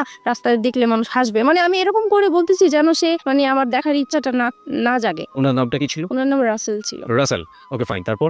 তারপরে হচ্ছে এখন বলতেছে দেখা করব। তো আমি ভাবলাম যে দেখা করব তো, আর আমার এই বিজনেসের কারণে আমার কাঁচামাল আনার জন্য মার্কেটে যেতে হয়। তো আমি বলতেছি তো ঠিক আছে, আমার তো শুক্রবারে শপিং এ যাব আমি, তখন হয়তো বা সেই ইয়েতে আপনি যদি মার্কেটে আসেন তাহলে আমি ওখানেই দেখা করতে পারবো। তো উনি রাজি হয়ে গেল। নির্দিষ্ট জায়গা বললাম, ওখানে উনি গাড়ি নিয়ে দাঁড়িয়েছিল আমার জন্য। তারপর ওনাকে দেখে মানে আমি খুব অবাক হয়ে গেলাম যে অনেক সুন্দর লোকটা। উনি আমাকে দেখে হাসতেছে মিট করে। তো আমি জিজ্ঞেস করলাম, আপনি কেন হাসতেছেন? বলতেছেন আপনি তো ফোনে অনেক কিছুই বলছেন, আপনি তো অনেক সুন্দর। তো যাই হোক, এভাবে কথা বলতে বলতে পরে উনি বললো আর কি যে ওনার একটা সম্পর্ক একসাথেই পড়াশোনা করতে একটা মেয়ের সাথে, ওনার সাথে সম্পর্ক নষ্ট হয়ে গিয়েছে, তাই ওনার তারপরে উনি ব্যবসা করতো, যে ওনার ব্যবসায় লস খেয়েছে, সবকিছু মিলিয়ে ওনার খুব অশান্তি, মন ভালো না, তাই সেজন্য একটা ফ্রেন্ড চায়। তো আমার সাথে এই জন্য ফ্রেন্ডশিপ করেছে। প্রত্যেক শুক্রবারই আমরা দেখা করতাম ওনার সাথে। তখন আপনি হাজবেন্ডের সাথে থাকতেন? জি। আপনার হাজবেন্ড এগুলো জানতো? কেউই জানতো না। কন্টিনিউয়াসলি আপনি গোপন করে যাচ্ছেন বিষয়গুলো। আপনার হাজবেন্ড কখনো আপনার মোবাইল চেক করতো? না, কখনোই চেক করতো আচ্ছা, আপনি যে কথাগুলো বলতেন সেই সময়টা থেকে আপনার সন্তানটা আপনার পাশে থাকতো? না, কারণ ওরা তখন আমার বড় বেবি তখন স্কুলে পড়তো, আর ছোটটা তো একদমই ছোট ছিল। তারপরে আপনি নীরবে নিভৃতে একা তার সাথে কথা বলতেছেন। প্রিয় শ্রোতা, গ্রাফটা একটু আবিষ্কার করার চেষ্টা করছি, এবং এটা এমন একটি ঘটনা যেটা সমাজে একেবারেই ঘটে না তা না, হ্যাঁ, এবং একেবারে যে হরহামেশা ঘটে তাও না, ঠিক আছে? বাট সন্দেহের জায়গাগুলো একটু পরিষ্কার করার জন্য আসলে প্রশ্নগুলো করে। আপনার হাজবেন্ড আপনাকে সন্দেহ করতো, আপনি যেটা বলছেন টুকটাক সন্দেহ করার জায়গাটা, আপনি কখনো আপনার হাজবেন্ডকে সন্দেহ করতেন? না, আমি কখনোই করতাম না। কেন করতেন না? কারণ আমি জানি সে এই টাইপের মেয়ে মানুষ, দেখলে সে তাকিয়ে থাকে, সে যাবে, সে মানে এরকম আছে, এর জন্য আমার সন্দেহ হতো না। বা আপনি কনফার্ম ছিলেন যে সেসব কাজ করে? সে মেয়ে মানুষের প্রতি একটু উইক আছে। একটা জিনিস একটু বলেন আমাকে, প্রতি শুক্রবার তার সাথে আপনি দেখা করতেন, কোথায় দেখা করতেন? এটাও যে আমি মার্কেটে যেতাম, আমি আমার কাজে যেতাম, পাশে উনি থাকতো, এই আর কি। ওনার সাথে একসাথে মিলে শপিং করতেন? জি। How dare you! আপনার হাজবেন্ডের সামনে যদি পড়ে যেতেন কখনো? একবার এরকম হয়েছে, তো উনি খুব সন্দেহ করতো যে প্রায় শুক্রবারে কেন ও মার্কেটে যায়, আগে তো এত তাড়াতাড়ি মার্কেটে যেত না। আর একটা ঘটনা কি, মানে আমি মার্কেটে যাব, এই সময় আমার বিজনেসটাও খুব ভালো চলছিল, সেই উসিলা দিয়ে আমি মার্কেটেও যেতে পারছি।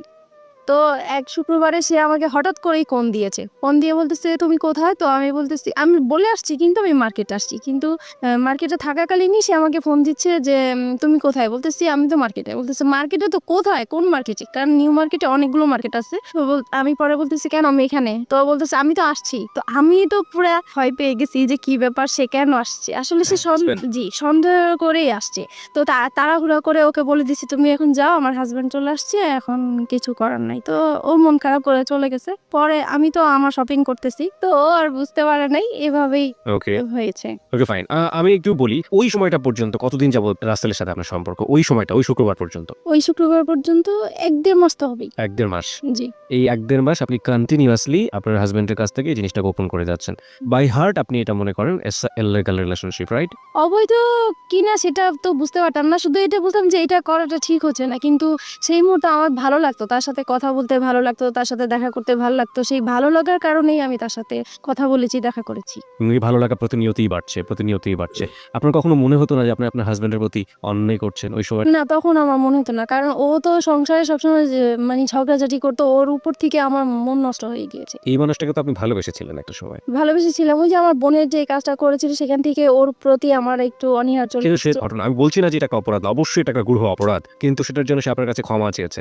কিন্তু আমি ক্ষমা করে দেওয়া দরকার ছিল, সেজন্য ক্ষমা করেছি, কিন্তু মন থেকে আসলে ক্ষমা করিনি। আপনি এই মানুষের সাথে রাগ করে আপনি এভাবে এই কাজগুলো করছেন, ব্যাপারটা কি আসলে এটাই ছিল, নাকি আলটিমেটলি আপনার জায়গা থেকে আপনি কাউকে ফিল করতেন যে আমার এরকম একজন মানুষ দরকার, যে মানুষের সাথে আমি শেয়ার? এটা হয়েছে ওর প্রতি তো একটা রাগ অভিমান ছিলই আমার। সেটা তো ছিলই, কিন্তু মানে আমার যে ভালোবাসা, যেই একটা চাহিদা ছিল কারোর সাথে ভালোভাবে সম্পর্ক হবে, ওই চাহিদা থেকেই যখন আমি পেয়ে গেছি ওনার কাছ থেকে ভালো ভালো কথা পাচ্ছি, আমার হাজব্যান্ডের সাথে ওর সাথে আমি অনেকটা মিলানোর চেষ্টা করতাম যে তার কাছে আমি কি গ্যাপ পেয়েছি বা তার কাছে আমি কি পাচ্ছি, তখন মনে হচ্ছে যে ওই বেটার আমার।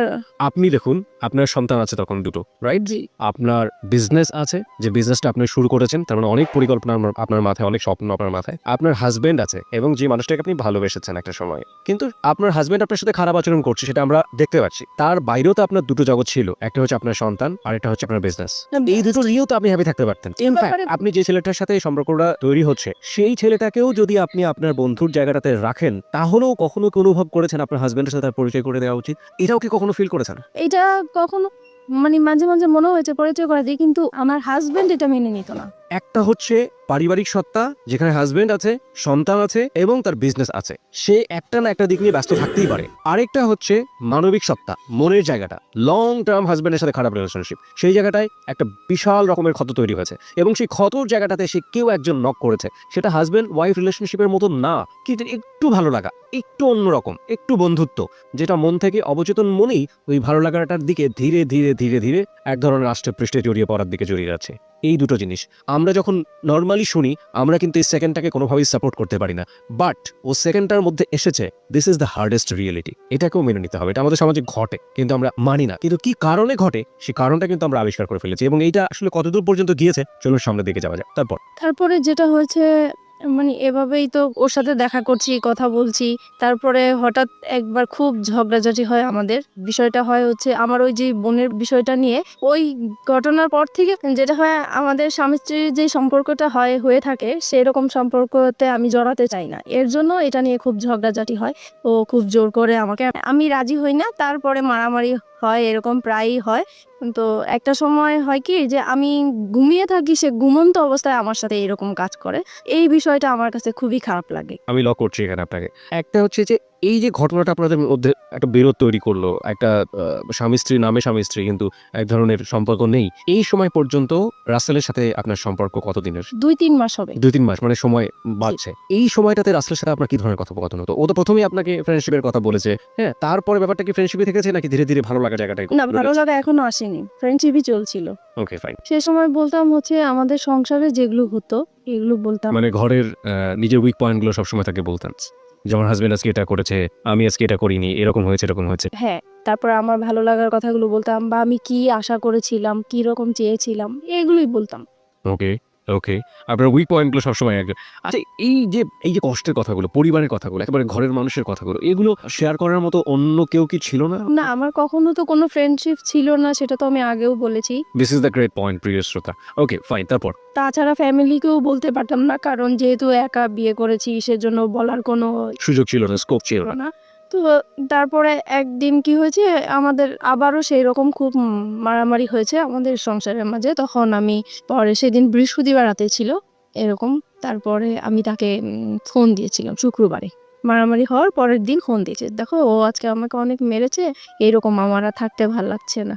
তখন সে আর কি আমার সুযোগ নিয়ে বলতেছে যে ঠিক আছে, তোমার যেহেতু থাকতে ভাল লাগে না, তুমি তো বিজনেস করোই, তাহলে তুমি চলে আসো, তুমি কেন থাকো, এত মারধর খেয়ে কেন থাকবে, তুমি তোমার বাবা মার কাছে চলে যাও। তখন বলছে আমার বাবা তো সেই কবেই চলে গেছে, বাবা কোথায় আছে খুঁজে পাচ্ছি না, আর মা আছে, মা তো নিজেই খুব কষ্ট করে থাকে, সেখানে আমি কিভাবে যাব। পরে বলতেছে দেখো, তুমি 1 মাস মার কাছে কোনো রকম থাকো, তারপরে তুমি নিজে ব্যবসা করো, নিজে কিছু টাকা জুগিয়ে তুমি নিজেই চলতে পারবা। মানে আপনাকে সেপারেট করে দিতে যাচ্ছে আপনার হাজবেন্ডের কাছ থেকে? মানে আমার জন্যই বলছে সে, আমি যেহেতু কান্নাকাটি করি তার কাছে, আমার কথা চিন্তা করে সেই কথা বলল। ওকে। তারপরে আর আমি তো সবসময় এমনিতেও বলি যে ডিভোর্স তাকে দিব বা সে আমাকে দিবে, কিন্তু সে তো রাজি হচ্ছে না ডিভোর্স দেওয়ার জন্য। আমার হাজবেন্ড তো ডিভোর্স দিতে চায় না, আমাকে আমাকে মারধর করবে, বকাবাদ্য করবে, আবার আমাকে বলবে যে আমার সাথে তার জীবনটা জড়িয়ে নষ্ট হয়ে গেল, কিন্তু সে ডিভোর্স দিবে না। তো পরে এক সময় ডিসাইড করলাম যে আমিই তাকে ডিভোর্স দিব, সে যেহেতু দেয় না আমিই দিব। পরে একদিন রবিবারে সে দেখা করবে। আর সেদিন শুক্রবারে আর দেখা করতে পারি নাই। দেখা করতে পারি নাই দেখে সে বলতেছে ঠিক আছে রবিবারে তাহলে এবার শুক্রবারে যখন দেখা হলো না তাহলে রবিবারে আসো। তো আমার অফিস টাইম শেষ হলে সন্ধ্যার দিকে আসো। তো আমরা সন্ধ্যার দিকে একটা গুলশানে ফাস্ট ফুডে বসি। তো ওখানে বসছি পরে সে আমার হাতটা ধরলো। এই ফার্স্ট সে আমার হাত ধরে। কয় মাস পর? ওই তো 2-2.5 মাস পরে। আচ্ছা, এই হাত ধরার আগে আপনারা সেলফোনে কি কখনো এই ভার্চুয়াল হাত ধরাধরি করেছেন? না। ওকে, তারপর? তারপরে এই প্রথম সে আমার হাতটা ধরে। ধরার পরে আমার কাছে অন্যরকম একটা ভালো লাগা তৈরি হলো যে মনে হচ্ছে যে খুব ভালো লাগছে এটাই। তারপরে হঠাৎ করে সে আমাকে বলতেছে, "দেখো আমি আসলে তোমার প্রেমে পড়ে গেছি।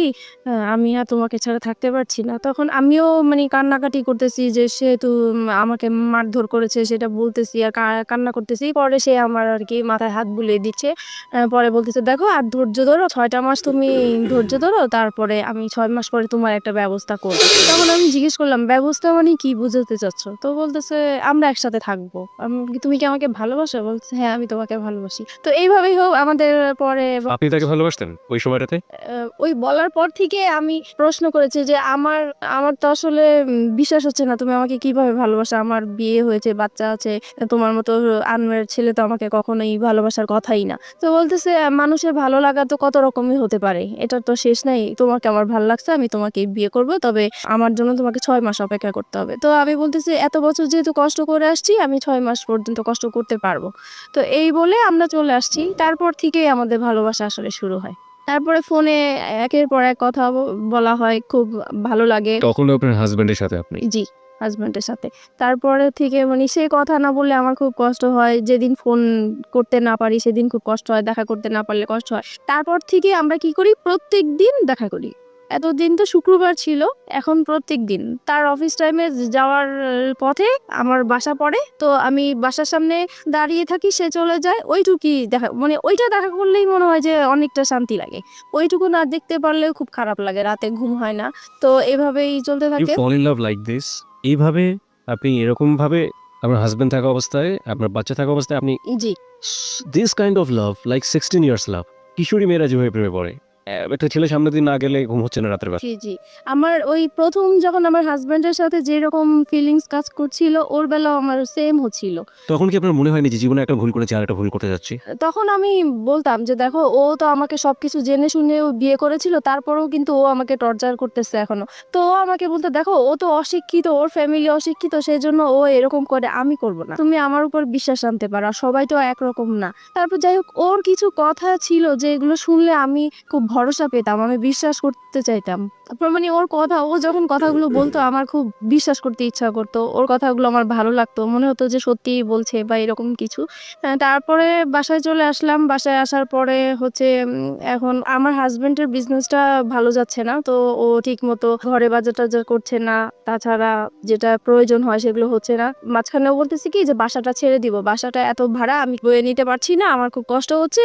আমি বাসাটা ছেড়ে দিব। তখন আমি বলতেছি, "এত সুন্দর বাসা আমরা তো পাওয়া যাবে না। তো এটাই থাকি না, কষ্ট-টষ্ট করে থাকি। দরকার হলে আমরা একটা রুম সাবলেট ভাড়া দিই। তবুও এইখানে থাকি। এখানে সবকিছু ফ্যাসিলিটি ভালো, এখানেই থাকবো।" ওর কথা হলো, "না, এখান থেকে যাবো।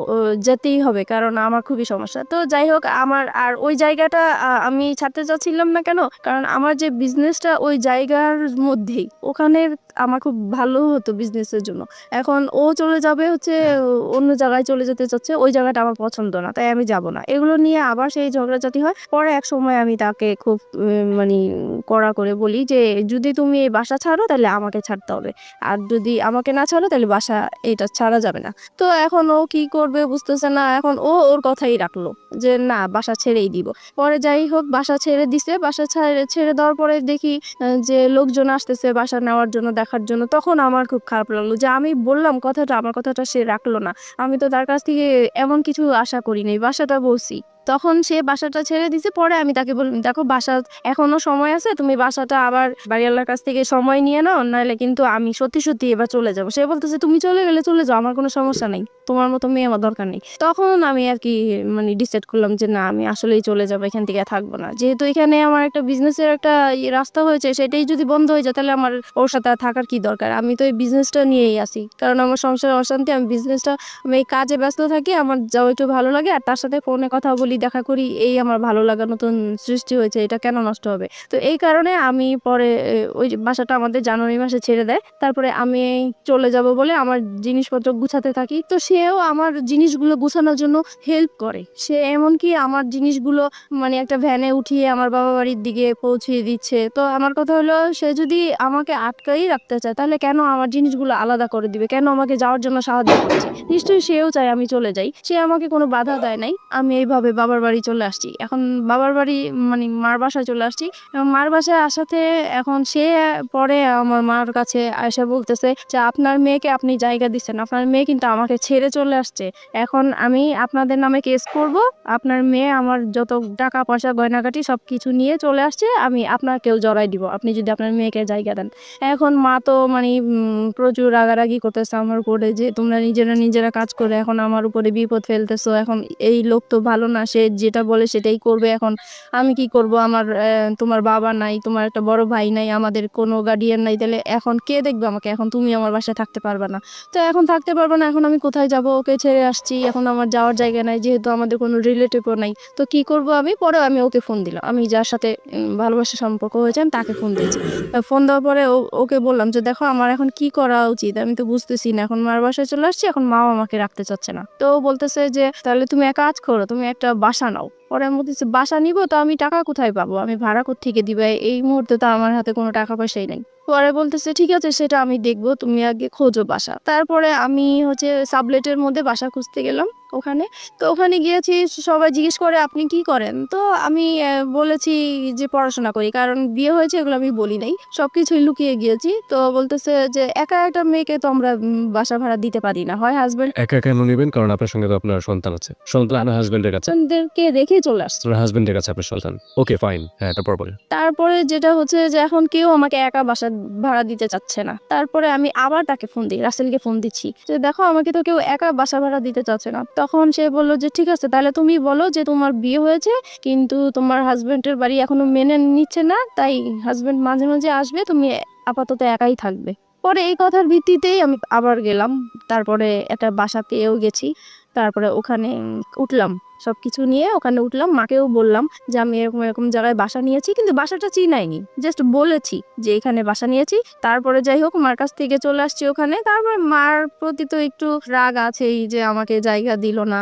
তারপরে এখন যেহেতু রাসেলকে হাসব্যান্ড হিসাবে পরিচয় করিয়ে দিয়েছি আমি ওখানে। আর এতদিন আমরা বাইরে ঘুরতাম। তো এখন মনে হয়েছে নিজের কাছে যে এখন যেহেতু নিজেদের বাসা হয়েছে, কেউ এখন আসবে না, কেউ জানবে না। সবাই জানে হাসব্যান্ড। তাহলে বাসায় আসলে সমস্যা কি? তারপরে আমার এই বাসায় আসা শুরু হলো। রাসেলের। জি, রাসেলের। প্রিয় শ্রোতা, আমরা এই জায়গাটায় ছোট একটা বিরতি নিচ্ছি। ভুল এবং অপ্রিয় সত্যের একেবারে মাঝ নদী যদি বলি, একটা নদী সেটার মাঝ নদীতে নৌকা ডুবছে সেরকম একটা জায়গাতে আমরা রয়েছি এই মুহূর্তে। হাসব্যান্ড আছে, সন্তান আছে, নিজের ব্যবসা আছে এবং ফ্যামিলি আছে। সবকিছুর পরেও নিজের মনের ক্ষুধা এবং ভালোবাসার জায়গাটাতে। এবং যে ভালোবাসা এথিক্যাল পয়েন্ট অফ ভিউ থেকে পাপ বা অনৈতিক, সেই রকম একটা জায়গাতে জেনে শুনে বুঝে লম্বা একটা সময় ধরে এরকম একটা ভুল যা একেবারেই মানা যায় না। কিন্তু কথা হচ্ছে সে তো ভুল করেছে কিংবা অপরাধ করেছে, সে কারণেই সে কিন্তু যাহা বলিব সত্য বলিবতে এসছে। এরকম ভুল এবং অপরাধের মধ্যে যারা আছেন তাদের জন্যই কিন্তু আজকের এই মিতা। প্রিয় শ্রোতা, আমরা ছোট্ট একটা বিরতি নিতে চাই, ঠিক 4 মিনিটের বিজ্ঞাপন বিরতি। এরপরে আমরা আবারও ফিরে আসছি যাহা বলিব সত্য বলিবতে। যাহা বলিব সত্য।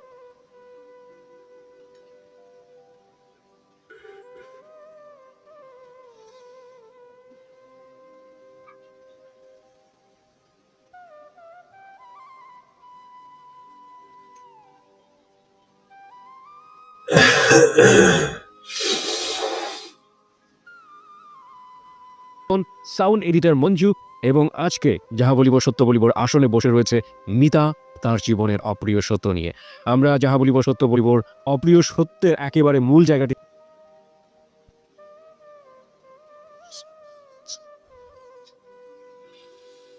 মা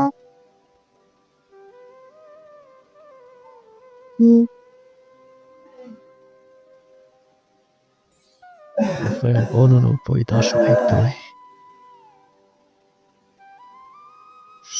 이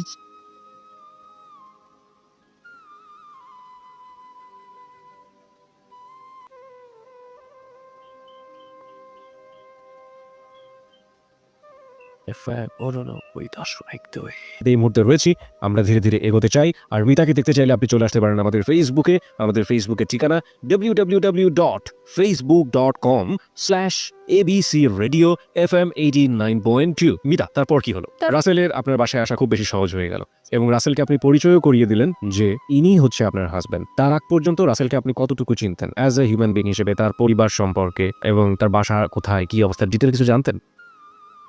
তার বাসা কোথায় সেটা জানতাম, কিন্তু ওনার পরিবারের কারোর সাথেই আমার কখনোই কথা হয় নাই, ইভেন দেখাও হয় নাই। উনি যে কারণটা দেখাতো যে তোমার বিয়ে হয়েছে, বাচ্চা হয়েছে, এই মুহূর্তে যদি আমি কারোর সাথে পরিচয় করিয়ে দেই তাহলে আমাদের সম্পর্কটা আর কন্টিনিউ করতে দিবে না, এখানে স্টপ হয়ে যেতে হবে, তখন তুমিও কষ্ট পাবো, আমিও কষ্ট পাবো।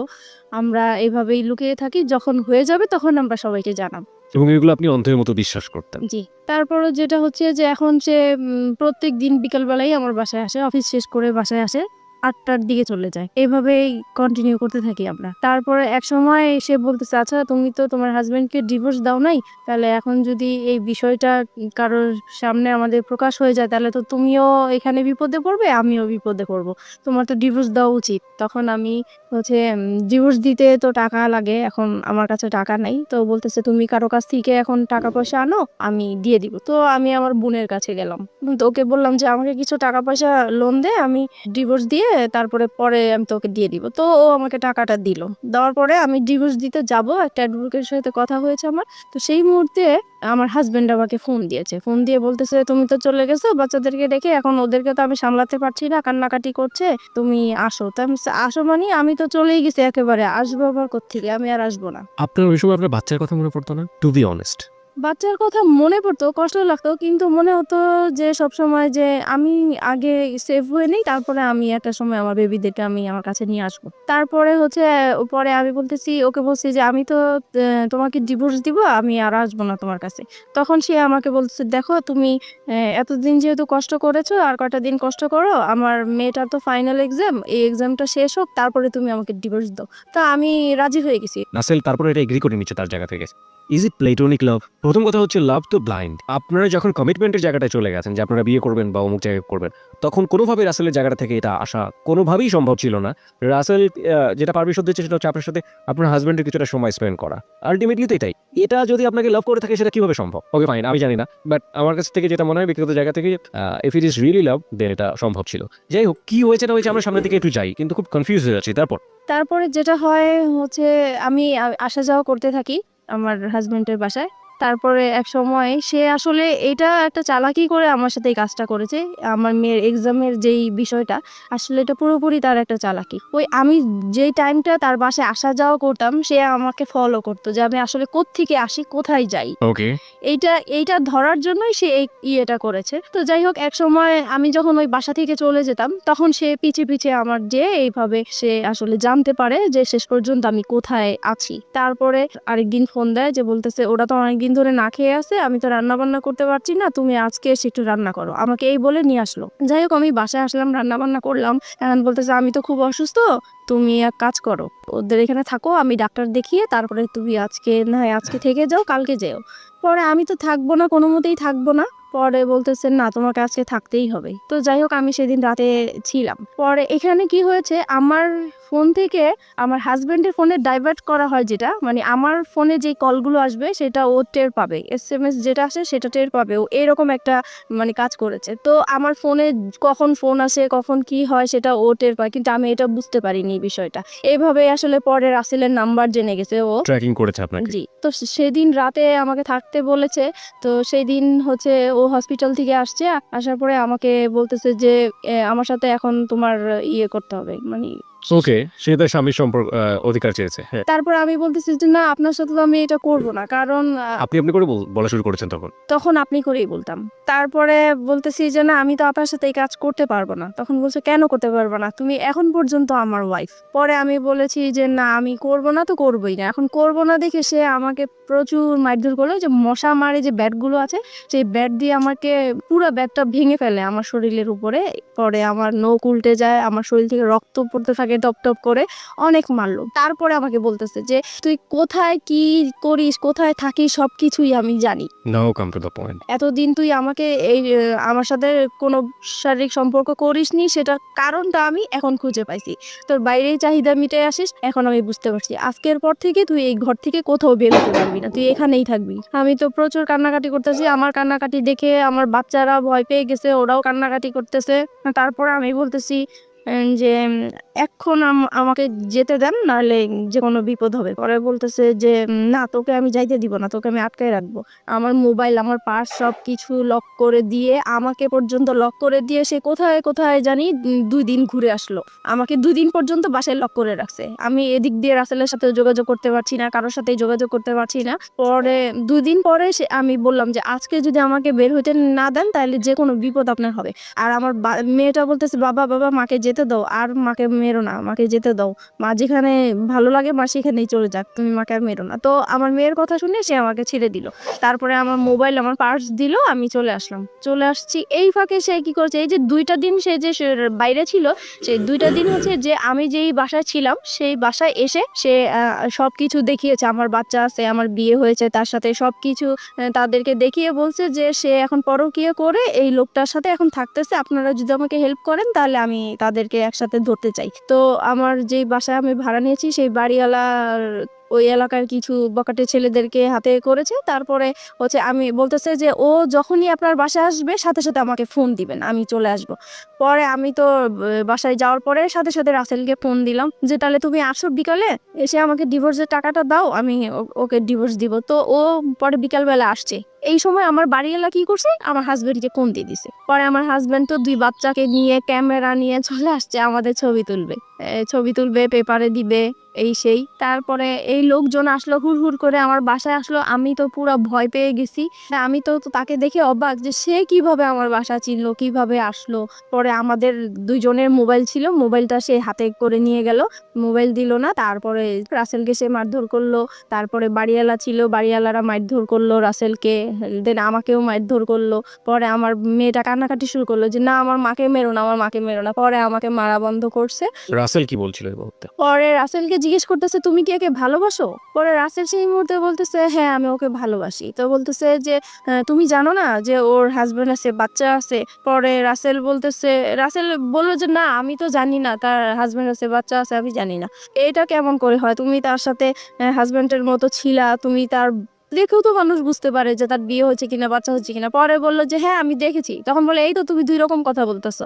পরে বলছে যে যাই হোক হয়েছে, আমি এখন ভালোবাসছি, এখন তুমি কি করতে চাও? পরে বলতেছে যে আমি কিছুই করতে চাই না। এখন ওই আমাদের বাড়িওয়ালার লোকেরা বলতেছে তাহলে তোমার সাথে ওর কি বিয়ে হয়েছে?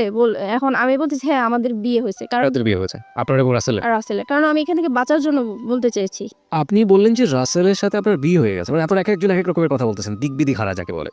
তারপর মানে ওই মুহূর্তে কি বলবো, কি বললে বাঁচতে পারবো, এটা আসলে বুঝতে পারছি। এবং সবকিছু হচ্ছে আপনার ছেলে মেয়েদের সামনে। জি। আপনার মেয়ের বয়স কত তখন? আর তখন আমার মেয়ের বয়স 9 বছর। কোন ক্লাসে পড়ে? তখন সে কেজি 1-এ পড়ে। ও তো মোটামুটি বোঝে তাহলে কি হচ্ছে।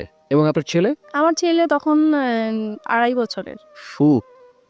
তারপরে হচ্ছে রাসেলকে জিজ্ঞেস করতেছে তোমরা কি বিয়ে করেছো? পরে আমি বলছি যে হ্যাঁ আমরা বিয়ে করেছি। তো বলছে বিয়ে করেছো তো কাগজপত্র দেখাও।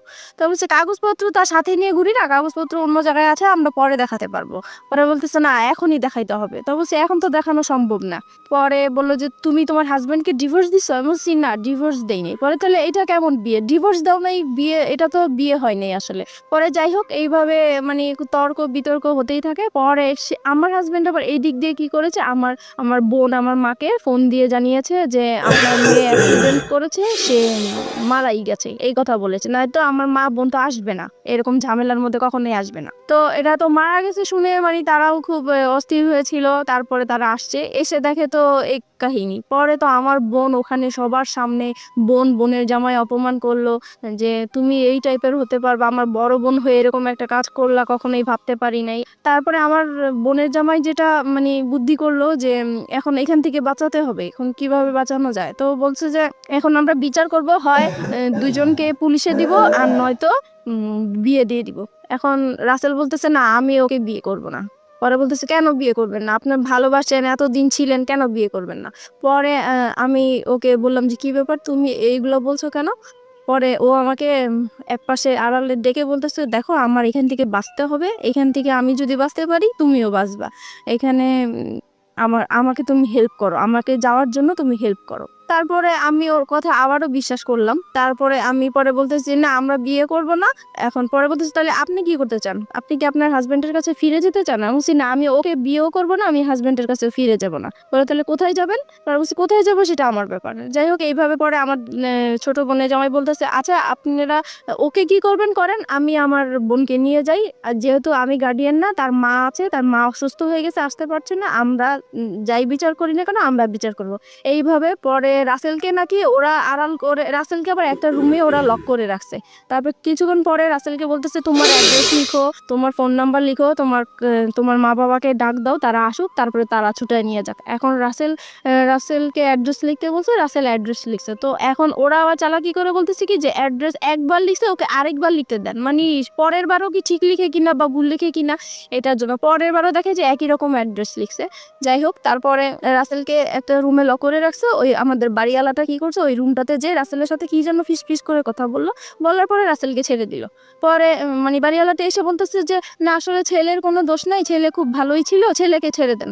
পরে রাসেলকে ছেড়ে দিল। ছেড়ে দেওয়ার পরে আস্তে আস্তে পরে বাড়িওয়ালা আমার মাথায় আবার হাত টাত বুলিয়ে বলতেছে যাও মা তুমি চলে যাও, এইভাবে তুমি বাচ্চাদেরকে ছেড়ে আসছো, তোমার লাইফ তো চলেই গেছে, এখন বাচ্চাদের জীবন, বাচ্চাদের দিকে তাকিয়ে হলেও তুমি এরকম স্বামীর সংসার করতেই হবে তোমার। পরে যাই হোক, আমার বোনের জামাই আমাকে নিয়ে আসলো, বাচ্চা দুইটা ওর বাবার সাথে চলে গেল, আর রাসেল তো আগেই বের হয়ে গেল।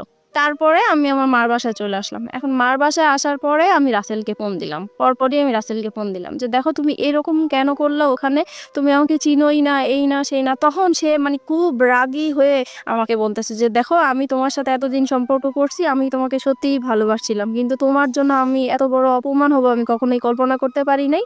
আজ পর্যন্ত আমার মা আমাকে তুই করেও বলে নাই, মারবে তো দূরের কথা, আর সেইখানে আমি তোমার জন্য রাস্তার মানুষের কাছে মার খেয়েছি, বকা খেয়েছি। আমি আর তোমার সাথে কোনো রকমই সম্পর্ক করবো না, তুমি তোমার মতো চলো, আমি আমার মতো চলি। তো আমি বলছি দেখো এখন তোমার জন্য আমি রাস্তায় বের হয়েছি, আজকে আমার ঘর ছাড়লাম, সন্তান ছাড়লাম, তাহলে এখন আমি কোথায় যাব? বলতেছি তুমি কোথায় যাবা, কি করবে, এখন তুই তোমার ব্যাপার, আমি আর তোমার সাথে নাই। আপনি এগেইন এই সেন্টেন্সটা রিপিট করেন, আপনি কি বললেন? তোমার জন্য? বলতেছে, তোমার জন্য আমি ঘর ছাড়লাম, সংসার ছাড়লাম, সন্তানদেরকে ছেড়ে তোমার আশায় আমি রাস্তায় বের হলাম, এখন তুমি বলতেছো যে তুমি আমাকে চিনো না, আমার দায়িত্ব নিবা না, তাহলে আমি এখন কোথায় যাব? আমরা এই সেন্টেন্সটা এখানে দুইবার বলেছি প্রিয় শ্রোতা। This is a very important sentence of this কি বলা যেতে পারে, রিভিল অফ ট্রুথ। আমরা ফিরে যেতে চাই আপনার কাছে আবার, বলুন। হ্যাঁ, তারপর? তারপরে সে বলতেছে না আমার পক্ষে আর তোমাকে নিয়ে এগিয়ে যাওয়াটা সম্ভব না। তো বলছি যে দেখো যাই কিছু হয়েছে না কেন, এটা সব মানুষ করেছে, আমার কাছ থেকে তো তুমি কোনো খারাপ আচরণ পাওনি এই পর্যন্ত। বলছে না পাইনি। আমাকে তাহলে তুমি কেন এরকম করতেছো আমাকে? বললে আমি এত কিছু জানি না, আমি এই কথাটাই শুধু বলবো তোমাকে যে তোমার সাথে আমার আজীবন একটা সম্পর্ক থাকবে, আজীবন কথা হবে, কিন্তু কোনোদিন দেখা হবে না। তোমার কোনো যদি বিপদ হয়, তোমার টাকা পয়সা লাগে, আমি তোমাকে সেই দিকে হেল্প করব, কিন্তু তোমার সাথে আর এখন পর্যন্ত আমি আর কোনো সম্পর্ক রাখতে চাই না, ভালোবাসার কোনো সম্পর্ক রাখতে চাই না, একটা ফ্রেন্ডশিপ হিসাবে যতটুকু করার আমি করব। তারপরে যাই হোক, সে ফোনটা রেখে দিল, আমি আর তাকে ফোন টোন দেই নাই।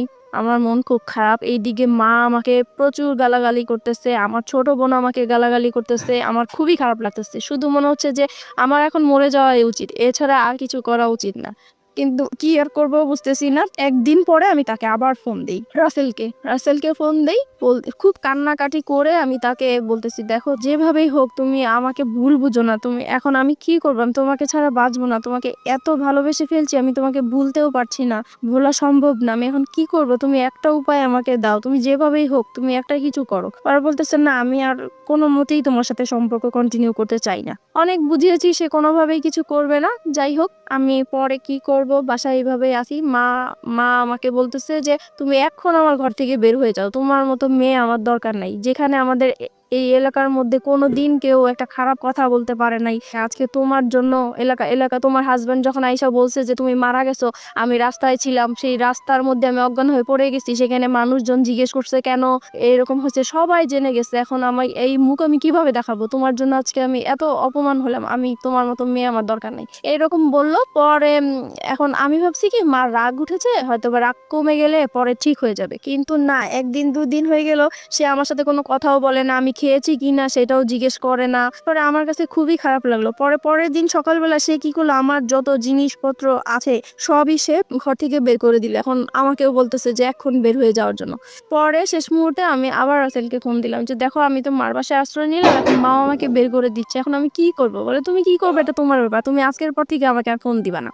তারপরে এইভাবে এখন আমি কি করব? পরে শেষ পর্যন্ত আমি আমার হাজবেন্ডকে ফোন দিলাম। এখন চিন্তা করলাম যে আমার তো আর কোথাও যাওয়ার জায়গা নাই, এখন আমার সেইখানে ছাড়া আর কোথাও যাওয়ার জায়গা নাই, কি করব এখন? পরে ওকে ফোন দিলাম, ও বলতেছে যে তুমি এখন কি করতে চাও? এখন বলছি যে আমি আপনার সংসারে ফিরে যেতে চাই। বলছে যে ঠিক আছে তাহলে আসো, তোমার জন্য তো আমার রাস্তা সবসময় খোলা। তখন আমি বলছি যে একটা শর্ত আছে। বলতেছি কি শর্ত? আমি বলছি কি আপনার সাথে আমি মানে যাব, আবার নতুন করে সংসার করব, ঠিক আছে, কিন্তু আমি আপনার সাথে কোনো স্বামী স্ত্রীর সম্পর্ক রাখতে পারবো না। পরে বলছি এটা কেমন কথা? মানে হাজব্যান্ড ওয়াইফ থাকবো, সবাই জানবে, অথচ তোমার আর আমার মাঝে স্বামী স্ত্রী কোনো সম্পর্কই থাকবে না, এটা তো হবে না। পরে আমি বলছি না, এটা যদি মেনে নেন তাহলে আমি আপনার সংসারে ফিরে যাবো, নাহলে যাবো না। পরে সে বললো যে ঠিক আছে আমি রাজি। এখন সে হুট করে রাজি হয়ে গেল। যাই হোক, আমি যেই উকিলের কাছে গিয়েছিলাম ডিভোর্সের জন্য, সেখানে যে আবার ক্যান্সেল করলাম, দুইজনে গেলাম, পরামর্শ নিলাম। উকিল বলল যে তোমরা ভালো হয়ে চলো, যে কোনো বিপদ হলে আমাকে আবার ফোন দিও। এত কিছুর পরেও আপনার হাজবেন্ড আপনাকে মানলো, মেনে নিল। এবং এই মেনে নেওয়াটাকে আপনি ওই মুহূর্তে কি হিসেবে দেখেছেন? ওই মুহূর্তে দেখেছি যে না, আসলেই সেই ভালো, আমি যত অন্যায় করেছি কিন্তু সে তো আমাকে মেনে এবং আপনি এমন একটা কন্ডিশন তাকে দিলেন যেটা কোনো হাজবেন্ডই কখনোই মানবেন না। মানবে না। আপনি সেই কন্ডিশনও সে মেনে নিল এত কিছুর পরে। জি। তারপর তারপরে গেলাম। তারপরে যাওয়ার পর থেকে এখন যেটা হয়েছে যে আগে আমি যত তার কাছ থেকে অবহেলা, অত্যাচার, টর্চারিং যা পেয়েছি, এখন দ্বিগুণ সে বেড়ে গেল। এখন সে কথায় কথায় আমাকে বলে এতদিন তো তুই বেটা নিয়েছিলি, এখন এখন কেন এই সেই, মানে বিভিন্ন টাইপের খারাপ ভাষায় গালাগালি করে। তারপরে খুব মারধর, আবারও সেই রকম মারধর। আমার মেয়েটা তখন তো বড় হয়ে গেছে, আমি আমার বাচ্চাদেরকে নিয়ে আলাদা ঘুমাই, সে আলাদা রুমে ঘুমায়। তো সেই মুহূর্তে আমার বাচ্চাদের সামনে এসে সে আমাকে খুব জোর জবরদস্ত করে, সে আমাকে খুব মারধর করে, আবারও সেই আগের মতো মারামারি। রুম কয়টা ছিল আপনাদের? একটাই রুম? না, আমাদের রুম ছিল 4টা। বাসা যে বাসায় ভাড়া থাকতেন সে বাসায় 4টা রুম? জি। আপনাদের পার্সোনাল রুম কয়টা টোটাল? আমাদের পার্সোনাল রুম তো একটা। একটাই, মানে ওই রুমের মধ্যেই বাচ্চা কাচ্চা এবং আপনারা থাকতেন? না, আমি আমার বাচ্চাদেরকে নিয়ে থাকতাম আর ও আলাদা রুমে তার থাকতাম। মানে দুটো রুম ছিল আপনাদের? জি। তাহলে এই যে এই কাজগুলো যখন হয় বা এরকম যখন, তখন বাচ্চা কাচ্চাদের সামনে মারধর কেন করবে, বা বাচ্চা কাচ্চাদের সামনে কেন এই ডিমান্ডগুলো আসবে? সে মানে আমাকে বলতো তার রুমে যাওয়ার জন্য, আমি যেতাম না, তাই তখন আপনার রুমে চলে আসতো? আমার রুমে চলে আসতো। তারপরে যেটা হয়েছে মানে এরকম জোর করতো। একটা সময় আমার বাচ্চারা জাগনা থাকতো, তারপরেও সে জোর জবরদস্ত করতো। আমি তাকে এত বলতাম যে দেখেন আমার বাচ্চাগুলো আছে, ওরা তো বুঝতেছে, কেন আপনি ওদের সামনে এরকম করতেছেন? বলতেছে তুই তো খারাপ হয়ে গেছিস, তুই যে খারাপ এটা ওরা জানার দরকার আছে, ওদের বোঝার দরকার আছে, সেই জন্য এরকম করি। তারপরে থেকে কি হতো, আমি রাতে আর ঘুমাতাম না, আমি সারা রাত জেগে থাকতাম। আমার সারাক্ষণ ভয় করতো যে সে কখন আসে, কখন মারধর করে, তাই ঘুমাতাম না। এক সময় সে আমার বালিশ, আমার কাঁথা এগুলো নিয়ে যেত যেন আমি ঘুমাতে না পারতাম। সে মানে ফ্যান বন্ধ করে রাখতো, লাইট জ্বালায় আপনি এরকম রাখতো। ক্রেজি কেন হয়ে গেলেন? আপনি স্বামী হিসেবে তাকে মানছেন, স্বামীর অধিকার তাকে দিচ্ছেন না কেন? কারণ দিচ্ছি না, আমার শুধুই এটা মনে হচ্ছে যে তার জন্যই আমি আমার রাসেলকে হারালাম। সেই মুহূর্তে রাসেলকে মানে ভুলতে পারছি না, রাসেলের জন্য আমার খুব কষ্ট হচ্ছে। যেখানে প্রত্যেক দিন আমি রাসেলের সাথে দেখা হয়, একদিন দেখা না হলে আমার খুব কষ্ট হয়, সেই মুহূর্তে তার সাথে আমার কথা হচ্ছে না, দেখা হচ্ছে না। আর সে মানে রাসেল আমার সাথে এরকম বিহেভ করলো একমাত্র তার জন্যই, এটা মনে হয়েছিল আমার তখন সেই মুহূর্তে। প্রিয় শ্রোতা, বিরতির ঘন্টা বেজে গেছে এবং আমি জানি যে অনেকেই যে ধরনের গালমন্দ করছেন ফেসবুকে, তাদের সবাইকে বলতে চাই, দেখুন মিতা তো এখানে এসে স্বীকার করেছে বলে আপনি মিতাকে জানেন, কিন্তু সমাজের অনেক মিতা এরকম ভুল করতে পারেন। তাদেরকে সতর্ক করার জন্যই মূলত আমাদের অনুষ্ঠান। এখানে মিতাকে গালমন্দ করে কোনো লাভ নেই, হ্যাঁ, বরং ও যে স্বীকার করতে এসছে ওর বড় ভুলটা, এটাকে আপনারা বড় চোখে থাকেন, ঠিক আছে? আমরা ঠিক রাত 1টায় ফিরে আসবো। আপনারা সবাই শুনছেন যাহা বলিব সত্য বলিব, এবিসি রেডিও 90.2-এ। আর আজকে এক্সপার্ট প্যানেল থেকে আমাদের সঙ্গে আছেন জাতীয় মানসিক স্বাস্থ্যের ইনস্টিটিউটের প্রফেসর ডক্টর তাজুল ইসলাম, এবং সেই সাথে প্রিয় শ্রোতা আপনাদের সবার জন্য আমি একটি SMS পোল ওপেন করে দিচ্ছি। এখন পর্যন্ত যতটুকু শুনেছেন আপনারা মিতাকে, তা কতটুকু বিশ্বাসযোগ্য মনে হয়েছে আপনাদের কাছে? যদি মনে করে থাকেন ইয়েস, সে যেটা বলেছে সবকিছু বিশ্বাস করার মতো, তাহলে লিখবেন ইয়েস। যদি মনে করে থাকেন যে না, সে যেটা বলছে সেটা বিশ্বাস করার মতো না, তাহলে লিখবেন নো। লিখে পাঠিয়ে দেবেন ঝটপট 2221 নম্বরে। পাঠানোর নিয়ম হচ্ছে প্রথমে লিখবেন ABC স্পেস ইয়েস অথবা নো, লিখে ঝটপট 2221 নম্বরে। ফিরে আসছি ঠিক রাত 1টায়। যাহা বলিব সত্য বলিব। তার সময় এখন রাত 1টা এবং আমরা ফিরে এসেছি আবারও যাহা বলিব সত্য বলিবতে। আপনি শুনছেন আপনার প্রিয় স্টেশন ABC রেডিও FM 89.2। আরজি কিভিয়া রয়েছে আপনার সঙ্গে, এবং সঙ্গে রয়েছে আমার টিম আরজি সুমন এবং সাউন্ড এডিটর মঞ্জু। আর মিতা রয়েছে আজকে যাহা বলিব সত্য বলিবর সত্যের আসনে। আমি ফিরে যাচ্ছি মিতার কাছে। জীবনের অত্যন্ত ক্রুশিয়াল মোমেন্টগুলো আজকে সে লাখো মানুষের সামনে ভাগাভাগি করছে, নিজের জীবনের ভুল স্বীকার করছে। পরিণতি কি হয়েছে সেটা আমরা এই পার্টি বের করবো। চলুন আমরা ফিরে যাই মিতার কাছে। মিতা, যে জায়গাটিতে আমরা ছিলাম, আপনি বলছিলেন যে আপনার হাজবেন্ডের সাথে, তখনও তিনি আপনার হাজবেন্ড, যদিও আপনি মন থেকে মানতে পারেন না, আপনার কাছে ওনার স্বামীর অধিকার চাওয়াটাই স্বাভাবিক, সেটা আপনি দিতে পারতেন না। এবং সেখানে খুব সহজ সরল একটা কথা আপনি বলেছিলেন একটু আগে, যেটা অনেকেই স্বীকার করবেন না। The real hard truth is যে ওই ছেলেটা, যে ছেলেটার সাথে আপনার অ্যাডাল্ট্রি সম্পর্ক, অ্যাডাল্ট্রি মানে অনেকেই বুঝবেন বাংলাতে হয়তো পরকীয়া বলে এটাকে, ওই অ্যাডাল্ট্রি সম্পর্কের এক ধরনের লাভ বলতেছেন আপনি সেটাকে, এবং মনে হতো যে ওই ছেলেটাকে তো সরে যাওয়া উচিত। এই আমার হাজবেন্ডই দায়ী। তারপর হচ্ছে এরকম জোরাজুরি করতে থাকে। একদিন আমি বলেছিলাম যে আসলে আমার মনটা তো খুব খারাপ, আমার শারীরিক অবস্থা খারাপ, মানসিক অবস্থা খারাপ, এর জন্য হচ্ছে না, আমি একটু সুস্থ হয়ে নিই। তো বলতেছে তো কি করা উচিত? তো আমি বলতেছি তাহলে আমার একটু ডাক্তারের কাছে যাওয়া উচিত, মানসিক ডাক্তারের কাছে যাওয়া উচিত। তো সে বলল ঠিক আছে তাহলে যাও তুমি। পরে আমি পিজি হসপিটালে যাই, ওখানে দেখাই একজন বিশেষজ্ঞকে। তারপরে সব কথাই ওনাকে বললাম, উনি আমাকে প্রেসক্রিপশন করে দিল, আমাকে নিতে বললো। আমি ওই হসপিটালে গিয়েছিলাম, তো ওখানে জ্যামের জন্য আমি কিছু সময় আর কি ব্যয় হয়েছে আমার, তো আসতে দেরি হচ্ছিল। আমাকে ফোনের উপরে ফোন করে যাচ্ছে, ফোনের উপর ফোন করে যাচ্ছে। তো আমি বলতেছি আমি তো জ্যামে পড়ে আসছি, এর জন্য আসতে দেরি হয়েছে। পরে যাই হোক বাসায় আসলাম, আসার পরে সে কি করলো, আমাকে টেনে নিয়ে অন্য একটা তার রুমে নিয়ে গেল, নিয়ে যে আমার মানে যে কাপড় চোপড় যা আছে সব খুলে আমাকে চেক করতে লাগলো। তো আমি বললাম কি ব্যাপার, আপনি এরকম করছেন কেন? বলতেছে তুই এত দেরি করলি কেন, নিশ্চয়ই তুই কারোর সাথে কিছু করে আসছিস, সেটাই আমি চেক করছি। তখন এইভাবে আর কি পরে আরো অশান্তি, সেই দিন আমাকে খুব মারধর করলো। পরে আমি চিন্তা করলাম যে না, আমি আর থাকবো না। কিন্তু থাকবো না তো কোথায় যাব বুঝতেছি না। পরে সেদিন রাতে আবার সে কোথায় জানি ছিল, বাসায় আসা নেই। পরে সেদিন রাতে আমি আবার মনে হলো যে আমি একটু রাসেলকে ফোন দিই, একটু ট্রাই করে দেখি আমার। পরে আমার কাছে একটা ফোন ছিল, আমি লুকিয়ে রাখছিলাম ওইটা। আমার তো এমনিতে ফোন টোন সব নিয়ে গেছে, তারপরে যেটা ছিল সেটা আমি লুকিয়ে রাখছি। ওইটা বের করে আমার আলাদা একটা সিম ছিল, ওইটা দিয়ে আমি রাসেলকে ফোন দিয়েছি। পরে ফোন দেওয়ার পরে রাসেল কি করলো, মানে খুব কান্নাকাটি, মানে কান্না কান্না কণ্ঠে সে আমার সাথে কথা বললো, আর আমি তো কান্না করতেছি। পরে আমি বলতেছি যে কি ব্যাপার, কেমন আছো? তো সে বলতেছে যে আমি তো ভালো নাই, তোমাকে ছাড়া আমি কিভাবে ভালো থাকবো? তো এইটা শুনে আমার আরো বেশি কান্না করলো, কারণ তার প্রতি এখনো আমার ভালোবাসা আছে। তো আমি বলছি, কি ব্যাপার, তুমি এরকম কথা বলছো কেন? তোমার জন্যই তো আজকে আমি এখানে চলে আসছি, তুমি কেন এই ধরনের কথা বলতেছো? বলে যে আমি তো তখন বুঝতে পারি নাই তুমি চলে গেলে আমার এতটা কষ্ট হবে, আমি আসলেই খুব কষ্টে আছি। তো বলছি দেখো আমিও তো কষ্টে আছি, আগে যেরকম যন্ত্রণা করতো তার চাইতে এখন আরো বেশি বেড়ে গেছে, তাই আমি থাকতে পারছি না। পরে বলতেছে তাহলে তুমি এক কাজ করো, তুমি আর একটা মাস থাকো, একটা মাস পরে আমি তোমাকে যে কোনো একটা কিছু করব।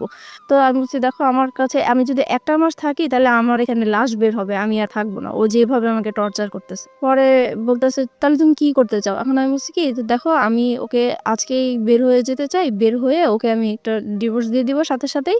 তারপরে আমি কারো কাছে ধরো 1 মাস, তুমি যেহেতু সময় নিতে চাচ্ছ, 1 মাস আমি কোথাও আশ্রয় নিব, তারপরে তুমি যেটা করবো আমি সেটাই প্রস্তুত থাকবো। পরে বলতেছে যে ঠিক আছে তাহলে তুমি যেটাই করো ভেবে চিন্তে করো। পরে আমি কি করলাম, পরে আমি এখন বের হয়ে যাব। পরের দিন চিন্তা করছি, কাপড় চোপড় নিয়েছি, মানে পরেছি।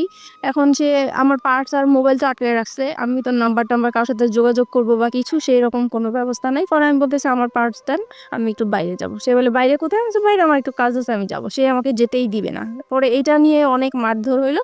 তারপরে বিকাল দিকে বলতেছে কি যে আচ্ছা ঠিক আছে, আপনার পার্স আপনার মোবাইল আমি সবই দিব, কিন্তু এখানে হচ্ছে আমার কথা শুনতে হবে। আমি কি যে কালকে আমরা আমার মেয়েটা যখন ওই বাইরে যেতে চাচ্ছে তাহলে কালকে আমরা ঘুরতে যাই তারপরে আপনি যা বলবেন তাই আমি শুনবো। তো আমি বলছি ঠিক আছে, তাহলে আমার মোবাইল আমার পার্টস আমার কাছে দিয়ে দিতে হবে। বলছে ঠিক আছে দিয়ে দিব। পরে আমি এই ইয়েতে সেদিন শুক্রবার ছিল, শুক্রবারে ছিল স্কুল বন্ধ ছিল, তো সেই ফাঁকে আমরা ঘুরতে বের হয়েছি। আর আমার উদ্দেশ্য ছিল যে আমি কোনো রকম ঘর থেকে বের হতে পারলেই হয়েছে। পরে আমি ওদের সাথে এর জন্য রাজি হয়েছি যাওয়ার জন্য। পরে আমি যখন বাইরে বের হলাম, বের হওয়ার পরে কিছু দূর আসার পরে আমি বলতেছি আপনারা আপনাদের মতো যান, আমি আমার মতো যাই। সে তো এই ক্ষেপে গেছে, কি ব্যাপার, মানে কি বলতে চাচ্ছ? আমি বলছি, আমি আর আপনাদের সাথে যাব না। তো কোথায় যাবো? আমি আমার মতো যাব। কোথায় যাবো? আমি যেখানে যাই আমি আপনার সাথে আর যাবো না, আপনার সাথে থাকবো না। এই বলার পরে সে রাস্তা, তো তখন জুম্মাবার ছিল, শুক্রবার, সবাই নামাজ পড়ে আসতেছে। এই সময় আমাকে রাস্তার মধ্যে অনেক মারধর করলো। আর রাস্তার মানুষ নামাজ পড়তেছে, পড়ে যাচ্ছে, সবাইকে আমি মানে এত কান্নাকাটি করে বললাম যে আমাকে একটু হেল্প করেন, কেউ আমার দিকে মানে সাহায্যের হাত বাড়িয়ে দিল না। সবাই শুধু বললো যে আপনারা স্বামী স্ত্রী ঝগড়া করছেন, বাসায় যে করেন, এটা বাহিরে নিয়ে আসেন না, মানুষ খারাপ বলছে। কিন্তু আমি যে বাসায় কতটা অত্যাচার হচ্ছি সেটা তো মানুষ বুঝতেছে না। আমি বলার চেষ্টা করতেছি, কেউ আমাকে মানে হেল্প করতে চাচ্ছে না। যাই হোক, তারপরে পরে আমি বললাম যে ঠিক আছে, আমি আসলে যাচ্ছি আমার অ্যাডভোকেটের কাছে, আমাকে যেতে দেন। পরে সে বলল যে ঠিক আছে আমিও যাবো। আমি বলছি, তো চলেন যাই। পরে রাজি হলো, পরে রিক্সা নিল, আমরা রিক্সার মধ্যে উঠলাম। পরে রাস্তায় যে সার্জন থাকে, আমি হঠাৎ করে সার্জনকে দেখে রিক্সা থেকে নেমে গেলাম। পরে আমি সার্জনকে বললাম যে আপনি আমাকে একটু হেল্প করতে পারেন? তো বললে কি বিষয়? আমি বলছি আমার হাজব্যান্ড ওয়াইফের একটু ঝগড়া চলছে, আমি আসলে ওর সংসার করতে চাচ্ছি না, কিন্তু আমাকে ঘর থেকে বের হতে দিচ্ছে না, আমাকে ডিভোর্সও দিতে দিচ্ছে না। পরে বলছে যে এটা তো আসলে ফ্যামিলির সমস্যা, এটা তো আমরা কিছু করতে পারি না। আমি বলছি না, আমি আসলে ওর সাথে কোনো মতেই যাবো না, আপনি যে কোনো আমাকে একটা হেল্প করেন। পরে ওনারা সেটা হচ্ছে রামপুরা থানার এরিয়াতে, তখন সে থানায় ফোন দিয়েছে। পরে থানা থেকে গাড়ি আসছে, পরে আমাকে নিয়ে গেছে থানায়। পরে থানায় যাওয়ার পরে আমার বাচ্চারাও আমার সাথে ছিল। যখন থানায় গিয়েছি তখন ওই পুলিশরা জিজ্ঞেস করতেছে কি ব্যাপার, আপনার সমস্যা কি? তারপর আমি সবকিছু খুলে বললাম। এখানে একটা জিনিস আমি মিস করে গেছি, যেদিন বৃহস্পতিবার দিন রাতে সে যখন আমার সাথে মানে রাতে এসছিল জন্য, তখন আর কি আমি দেখে সে পরে আমার রুম থেকে চলে গেছে। চলে যাওয়ার কিছুক্ষণ পরে যখন আমি ঘুমায় পড়ছি, তখন সে কি করছে, ওই যে মশলা বাটে পাটা পুতা যেটা বলা হয়, সেই ওইটা নিয়ে আসছে আমার মাথায় বাড়ি দিয়ে আমাকে মেরে ফেলবে। পুতা দিয়ে মেরে ফেলতে চাইছিল, সেটা আমার মেয়ের জন্য আমি বেঁচে গেছি। তারপরে শুক্রবারে আমি ডিসাইড করলাম যে এখানে আমি থাকবো না, যেহেতু আমার জীবনের ঝুঁকি হয়ে যাচ্ছে। তারপর সেই ঘটনাগুলোই আমি থানাতে বললাম। তারপরে ওনারা বলল যে আমরা শিওর আপনারা আর 1 মাস 2 মাস পরে আবার মিলে যাবেন। আমি এরকম কেস অনেক দেখেছি, কিন্তু আপনারা ওনার নামে মামলা করা বা জিডি করা এটা ঠিক হবে না, আপনারা মিলে যান। ওনারা অনেক বোঝাচ্ছে আমাকে মিলে যাওয়ার জন্য, কিন্তু ওনাদের জায়গা থেকে এটা পারফেক্ট। হ্যাঁ, তারপরে ওনারা জিডি লিখবেও না, বলতেছে না আমরা লিখবো না। পরে যাই হোক অনেক কিছু বললাম আমি, তারপরে লিখলো, জিডিটা লিখলো। লেখার পরে পরে আমাকে বলতেছে যে আপনি এখন কোথায় যাবেন? আমি বলছি, আমি এখন আমার একটা দুঃসম্পর্কের বোন আছে, ওনার বাড়িতে যাব, ওখান থেকে যেয়ে আমি তাকে ডিভোর্স দেবো। বলছে যে ঠিক আছে, আপনি যখন থাকবেন না তাহলে তো আর জোর করার কিছু নেই, আপনি চলে যান। আমি বলছি যে দেখেন, আমি এখন যদি চলে যাই, সে আমার পিছে পিছে যাবে, রাস্তায় একটা সিনক্রেট করবে, আপনারা আমি যাওয়া পর্যন্ত ওনাকে আটকে রাখেন। তো বলছে ঠিক আছে আমরা করতেছি। পরে ওকে আটকে রাখছে, আমি চলে আসছি আমার একটা দুঃসম্পর্কের বোনের বাসায় চলে আসছি। আসার পরে ওদের কাছ থেকে 2-3 দিন মানে শুক্রবার শনিবার হচ্ছে মানে সরকারি অফিস বন্ধ থাকে, আদালত বন্ধ থাকে, তাই আমি ওকে ডিভোর্স দিতে পারি নাই। রবিবারে আমি ওকে ডিভোর্স দিয়ে দিয়েছি। ওকে। তারপর ডিভোর্স দেওয়ার পরে আমি পরে রাসেলকে জানিয়েছি যে দেখো আমি ওকে ডিভোর্স দিয়েছি, আমি চলে আসছি। পরে বলছে ঠিক আছে, তাহলে তুমি এখন কি করতে চাও? তুমি যদি এখন ঢাকায় থাকো তাহলে তো তোমাকে ধরে নিয়ে আবার, আর ডিভোর্সের বিষয়টা আমাকে উকিল বলেছে যে 3 মাসের মধ্যে যদি আপনাদের আবার মিল হয়ে যায় তাহলে এই ডিভোর্সটা ক্যান্সেল হয়ে যাবে, আর 3 মাসের পরে যদি কিছু হয় তাহলে ডিভোর্সটা সম্পূর্ণ হবে। তাই এখন চিন্তা করতেছি যে 3 মাস আমাকে অন্তত ওর কাছ থেকে দূরে থাকতে হবে, কি করা যায় এখন? পরে আমি রাসেলকে বললাম যে দেখো, আমি তো আমার এরকম আপন মার সাথে একবার দেখা করেছিলাম, সে বলেছে যে কোনো সময় যদি আমার কাছে আসতে চাও, তুমি একটা অ্যাড্রেস দিয়েছিল, সেই অ্যাড্রেসটা আমার মনে আছে, আমি কি ওইখানে যাবো? তো বলছে ঠিক আছে যাও, আর তোমার মার সাথেও দেখা করে আসো, ভালোই হবে বিষয়টা। তো আমার মার বাড়ি আর দাদা বাড়ি কাছাকাছি ছিল, কিন্তু দাদা বাড়ি আমি যাই নাই, কারণ হচ্ছে যে আমার প্রত্যেকটা কাগজপত্রের মধ্যে আমার দাদা বাড়ির অ্যাড্রেস ছিল। সে ভালো, আমার হাজবেন্ড ভালো করেই জানে যে ওই অ্যাড্রেসটা, আমার চিন্তা ছিল ওখানে গেলে আমাকে খুঁজে বের করে ফেলবে, এরকম কিছু মনে হয়েছিল আমার কাছে। সেজন্য আমি আমার দাদা বাড়ি যাইনি, আমার নানা বাড়িটা খুঁজে বের করছি। খুঁজে বের করার পরে গিয়েছি ওখানে, সবাই আমাকে প্রায় অনেক বছর পরে আমাকে দেখেছে, সবাই ছোট দেখেছে, কেউ চিনতেও পারে নাই। যাই হোক, পরিচয় দেওয়ার পরে সবাই খুব কান্নাকাটি করলো, এত বছর পরে তোমাকে দেখলাম, আমরা আশাও করি নাই। ওখানে ছিলাম, ভালোই ছিলাম কিছুদিন। হঠাৎ করে সে আমাকে মানে কিভাবে জানি জানতে পারলো আমি ওখানে আছি। তারপরে সে আমার নানা বাড়িতে আমাকে খুঁজতে গেল। যে আপনার হাজবেন্ডের নাম কি ছিল? আমার হাজবেন্ড নাম জামান ছিল। জামান, মানে জামানই খোঁজটা পেলো, রাইট? ওকে, তারপর?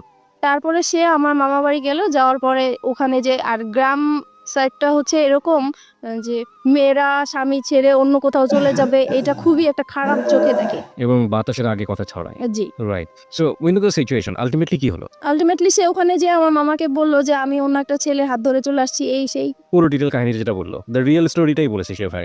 তারপরে গিয়েছে ব্যাপারটা, কারণ পৃথিবীর কেউ এটা বিলিভ করবে না, এবং মেয়েটার যে আসলে কোনো কারণ থাকতে পারে ওখানে যাওয়ার, সেটাও সে কেউ মানতে চাইবে না, যেমন ভাবে মানতে চাচ্ছে না ফেসবুকের অসংখ্য শ্রোতা। ওই তো হ্যাঁ। গ্রামে সবাই আর কি আমাকে খারাপই বলছে। তারপরে আমার মামা শুধু একটাই বললো যে দেখো, তুমি যদি কোনো না কোনো ভাবে অশান্তি যদি নাই করে থাকো, তাহলে সে এত বছর পরে 2টা বাচ্চা ফেলে কেন বের হবে? বুঝলাম তার অপরাধ আছে। আচ্ছা যাই হোক, তুমি যদি তোমার মা বাবাকে এখানে আমাদের কাছে নিয়ে আসতে পারো আর আমাদের কাছে সরি বলবা, আর এরকম কখনোই এরকম কিছু হবে না যদি বলো, তাহলে আমি তোমার কাছে উঠাই দিব। The big point and the question is, শান্তির জন্য সে রাসেলের হাত ধরেছে। শান্তি কি সে শেষ পর্যন্ত পেয়েছে? আমরা অনুষ্ঠানের শেষের দিকে চলে আসছি ধীরে ধীরে। ওকে ফাইন, আমি রাসেলের প্রসঙ্গে স্ট্রিক থাকতে চাই। রাসেলকে আপনি তো ডিভোর্স দিয়ে দিলেন, তারপরে কি আপনি বললেন যে এবার আমাদের বিয়ে করা উচিত? রাসেলকে হুম। হ্যাঁ বলেছি তো, সে তখন বলেছে, সে কি বলে? তখন বলেছে যে 3 মাস পার না হলে তো করতে পারবে না। ফাইন, 3 মাস পরে কি হলো? তারপরে হচ্ছে পরে আমি বলতেছি, দেখো আমার তো কিছু সমস্যা আছে, লোন আছে, এখন আমি লোনগুলা শোধ করতে হবে, তাছাড়া ফ্যামিলিতে এখন আমি খুব বিপর্যয় অবস্থায় আছি, এখন আমি বিয়ে টিয়ে করতে পারবো না, আরো কিছু পরে করব তোমাকে। সেটা কতদিন পরে? সেটা বলতেছে সেটা 6 মাস হতে পারে, 1 বছর হতে পারে। পুরোপুরি অনিশ্চয়তা। ততদিনে কি আপনার ছেলে মেয়েগুলো কি আপনার কাছে থাকে নাকি আপনার জামালের কাছে? জামাইয়ের কাছেই থাকে। 3 মাস পরে, মানে ডিভোর্স হয়ে যাওয়ার 3 মাস পরে, আলটিমেটলি যখন ডিভোর্স অ্যাক্টিভ হয়ে গেল, জি, তাই তো? তখন আপনি কি করছিলেন? তখন আমি হচ্ছে মানে জায়গায় জায়গায় আশ্রয় নিয়ে বেড়াচ্ছি, যেহেতু আমার নানা বাড়ি চিনে ফেলেছে, নানা বাড়ি আর থাকা যাবে না, সেই জন্য আমি আমার মা থাকতো ঢাকায় গাজীপুরে চলে গিয়েছি। তারপরে গাজীপুরে যাওয়ার পরে ওখানেও সে বের করে ফেলেছে। আর ওখানে একটা ইতিহাস হয়েছে, যেটা হচ্ছে যে আমার মার যেই দ্বিতীয় হাজবেন্ড, ওনার সাথে আমার হাজবেন্ডের এক্স হাজবেন্ডের আর কি একটা ভালো সম্পর্ক হয়ে গেছে। আর আমার হাজবেন্ড হচ্ছে তাকে টাকার লোভ দেখিয়েছে যে আপনি যদি ওকে আমার হাতে তুলে দিতে পারেন তাহলে আপনাকে টাকা দিব। আপনার হাতে তুলে, মানে ওর হাতে তুলে দিলে লাভটা কি হবে? ও কি করতে চায় আপনার সঙ্গে? আমার সাথে মানে সে সংসার করবে, এখনো সে সংসার করবে? এখনো সে সংসার মানে ডিভোর্স হয়ে যাওয়ার পরও সে সংসার করবে। কেন করবে? কেন করবে সেটা আমি জানি। সে সবাইকে কস দেখায় যে 2টা বাচ্চার জন্য হলেও আমি তাকে নিতে চাই, সে যত কিছুই করুক না কেন, আমি 2টা বাচ্চার জন্য হলেও সংসার করতে চাই। Okay. পরে উনি এরকম আর কি। আর তারপরে এই যখন ওনাকে টাকার লোকটা দেখিয়েছে, তারপর থেকে ওই লোকটা আমাকে সবসময় জ্বালাতন করতো, বলতো চলে যাও, তুমি থাকতে পারবে না আমার বাসায়, এই সেই অনেক যন্ত্রণা করতো। পরে একটা সময় আমার আর ওইখানে আর থাকা হতো না, আমি খুব কষ্ট পেতাম। পরে আমি চিন্তা করলাম যে আমি এখন কোথায় যাব, সবকিছুই তো হারিয়ে ফেললাম, কার কাছে এখন যে আশ্রয় নিতে পারি। তখন আমার মাথায় একটা জিনিস আসলো যে আমি এখন পর্যন্ত আমার বাবার কাছে যাই নাই, আমার বাবার আশ্রয়টা বাকি আছে, আমি সেখানে যাব। পরে আমি বাবাকে খুঁজে বের করলাম, পরে বাবার কাছে আমি আশ্রয় নিলাম। বাবার কাছে আশ্রয় নেওয়ার পরে সে আবার ওই একইভাবে মানে টের পেয়ে গেল আমি বাবার কাছে আছি। তারপরে হচ্ছে সে আমার সাথে ওইখানে আসে, আমার বাবার কাছে আসছে, এসে আমার বাবাকে বিশ্রী ভাষায় গালাগালি করলো, আমাকে গালাগালি করলো, করার পরে আমাকে থ্রেট দিল যে মেরে ফেলবে, আমার বাবা সহ মেরে ফেলবে, এই সেই। পরে আমি আবার জিডি করতে গেলাম ওর নামে, যেহেতু আমাকে থ্রেট দিচ্ছে আমি এখন ওর নামে জিডি করব। পরে আমি রামপুরা থানায় আবার গেলাম, যাওয়ার পরে বলতেছে যে আপনি এখন যে এরিয়ায় আছেন ওই থানায় যে বলবেন, এখন আর আমাদের কোনো কাজ নাই। তারপরে আমি এখন যে এরিয়া আছি ওই থানায় গেলাম, ওই থানায় যাওয়ার পরে সে আর কি আমাকে জিডিটা লিখলো। তারপরে বলতেছে যে এবার আচ্ছা আমরা তো জিডি লিখছি, আমাকে চা খাওয়ার জন্য পয়সাটা দেন, কিছু পয়সা দেন। পরে বলতেছি যে দেখেন আমার কাছে তো কোনো পয়সা নাই, আমার অবস্থা খুবই খারাপ। তো বলতেছে আপনাকে দেখে তো মনে হয় না যে আপনার কাছে পয়সা নাই। দেখেন পুলিশ ঘুষ চাচ্ছে আর কি। জি, তো আমি বলতেছি দেখেন সত্যিই আমার কাছে পয়সা নাই। বলে পয়সা না থাকলে আপনি এত পাংপুং করে বেড়ান কেন?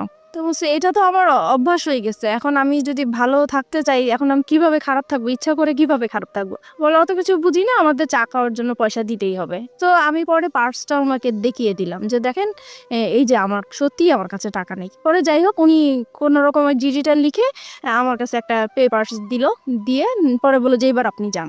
পরে বলতেছে আচ্ছা আরেকটা পরে লাস্টের দিকে ডেকে বলতেছে আপনার হাজবেন্ড আপনাকে কোথায় এরকম করছে, রাস্তায় হয়রানি করেছে? তা বলছে এটা এয়ারপোর্ট এলাকায় করেছে। বলতেছে তাইলে আপনি এক কাজ করেন, আপনি এয়ারপোর্টে একটা যে জিডি করেন ওনার নামে। পরে আমি কি করলাম, আমি সাথে সাথে আবার এয়ারপোর্ট থানায় গেলাম। তো এয়ারপোর্ট থানায় গিয়েছি, পরে বলেছি সব বিষয়টা। পরে বলছে তাহলে তো আপনি ওখানে জিডি করেছেন, এখানে জিডি তো বারবার তো জিডি হয় না। তো আমি বলছি ওনারাই পাঠাইছে, আমি এখন কি করব।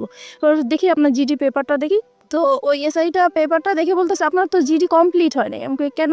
বলছে না, এটা তো থানার সিল থাকবে এবং আপনার এইটাকে হ্যান্ডেল করবে সেই অফিসারের নাম থাকবে, কিন্তু এখানে তো কিছুই নেই। বলে আসলে আমার কাছে উনি টাকা চেয়েছিল তো আমি দিতে পারিনি, হয়তো বা এটা হচ্ছে। পরে উনি আবার ওই থানায় ফোন দিল, তারপর ওনাদেরকে বললো কেন আপনারা এই কাজটা করলেন, তাড়াতাড়ি ওনার কাজটা কমপ্লিট করেন। পরে আমাকে আবার পাঠালো। পরে ওখানে বড় কর্মকর্তা যে ছিল সে আমার কাছে সরি টরি বলে তারপরে আমার কাজটা কমপ্লিট করে দিল, জিডি করে দিল। এইভাবেই পরে আমি আসছি, পরে শুনতে পারছি যে তার নামে আমি জিডি করছি। সে আবার আমার হাজব্যান্ড, এক্স হাজব্যান্ড, উনি এসে আবার আমাকে ভয় দেখানো হয়, জিডি করেছিস তো কি হয়েছে, আমি তোকে রাস্তায় খুন করে ফেলবো, অ্যাক্সিডেন্ট করাই দিব, এটা করবো সেটা করবো। আমার তোর থানার জিডি করছে, আমার কিছুই হবে না, কোনো যায় আসবে না। সে ভয় দেখাচ্ছে আমাকে, আমি যেন জিডিটা উঠাইনি। তো আমি বলছি যে না, কখনোই আমি জিডি উঠাবো না, আমি জিডি করেছি কেন উঠানোর জন্য উঠাবো না। তারপরে এইভাবেই হচ্ছে আমি ওখানে ওদেরকে সময় দিচ্ছি কাজের জন্য। এইভাবেই পরে একটা সময় আমি কাজ পাই, আমি আলাদা বাসা নেই, এখন বাসা যাব। এই সময় আমার বাবা একদিন রাত্রেবেলা খুব অসুস্থ হয়ে যায়। অসুস্থ হওয়ার পরে আমার বাবা ব্রেন স্ট্রোক করে মারা যায়। তখন আমি খুবই অসহায় হয়ে গেছি। এখন আমি একা একটা মেয়ে মানুষ, আমার বাবা মারা গেছেন। এখন আমি আমার বাবাকে নিয়ে কি করব, কিভাবে বাড়িতে যাব, কি করব। তখন আমি আমার যে আমাকে কাজ দিয়েছে আমি তাকে ফোন দিয়েছি। ফোন দেওয়ার পরে বলতেছি, তো উনি বলতেছে ঠিক আছে আমি এক্ষুনি আসছি। পরে আসার পর উনি ডক্টর নিয়ে আসলেন। পরে দেখলো যে হ্যাঁ সত্যি মারা গিয়েছেন।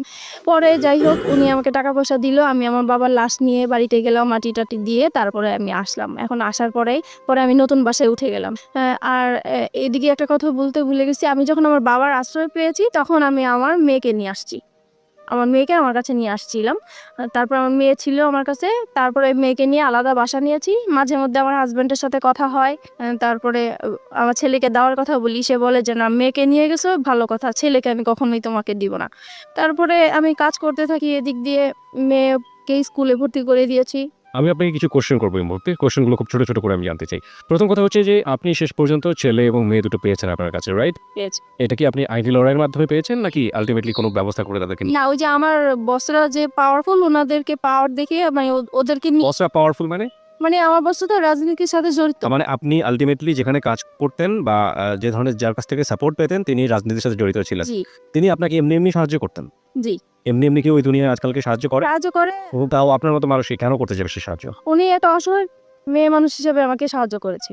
আর ওনার একটা আশা ছিল, প্রথমে আমি বুঝতে পারি নাই। একদিন সে আমাকে বলেছিল যে তুমি যদি কিছু মনে না করো আমি তোর সাথে একটা কথা বলবো। তো বলেন। বলতেছে যে আমি তোমাকে বিয়ে করতে চাই। তো আমি বলছি যে না, আসলে আমি আপনাকে বিয়ে করতে পারবো না। তখন বলে যে কেন করতে পারবো না? তখন বলছি যে আসলে আমি একজনকে ভালোবাসি, তার সাথে আমি এখনো আছি, সে আমাকে বিয়ে করবে, আমি তার সাথে কমিটমেন্টে আছি। Okay fine. তখনও আপনি রাসেলের সাথে কমিটমেন্টে আছেন। জি মানে রাসেলের সাথে এক ধরনের লিভ টুগেদার আপনি করছেন। প্রিয় দর্শক, এতক্ষণ আপনারা শুনতে পেয়েছেন জীবনের কাহিনী। অত্যন্ত যে বিষয়টি অবশ্যই না জানলে না আপনারা দেখেছেন। আর এই বিষয়টি নিয়ে আপনাদের কি মতামত অবশ্যই কমেন্ট করে আমাদের জানিয়ে দিবেন। বর্তমানে আপনারা জানেন যে মানুষের কিন্তু সকলেরই কিন্তু অবশ্যই আপনারা জানেন যে জীবনের একটি ধারা আছে, যেটি সকলের জীবনে হয়ে যায়। সবার বিবেচনা, আলাপ আলোচনা সবকিছু কিন্তু থাকে। এই বিষয়টি নিয়ে আপনাদের কি মতামত অবশ্যই কমেন্টে আমাদের জানিয়ে দেবেন। পরবর্তী এরকম ভিডিও পাওয়ার জন্য আমাদের চ্যানেলটি সাবস্ক্রাইব করে আমাদের সাথে থাকবেন। আজকে বেশি কথা বাড়াবো না। আজকের ভিডিওটি এ পর্যন্ত ছিল। সবাই ভালো থাকুন, সুস্থ থাকুন এবং আমাদের এই চ্যানেলটি সাবস্ক্রাইব করে মূলত আমাদের সাথেই থাকবেন।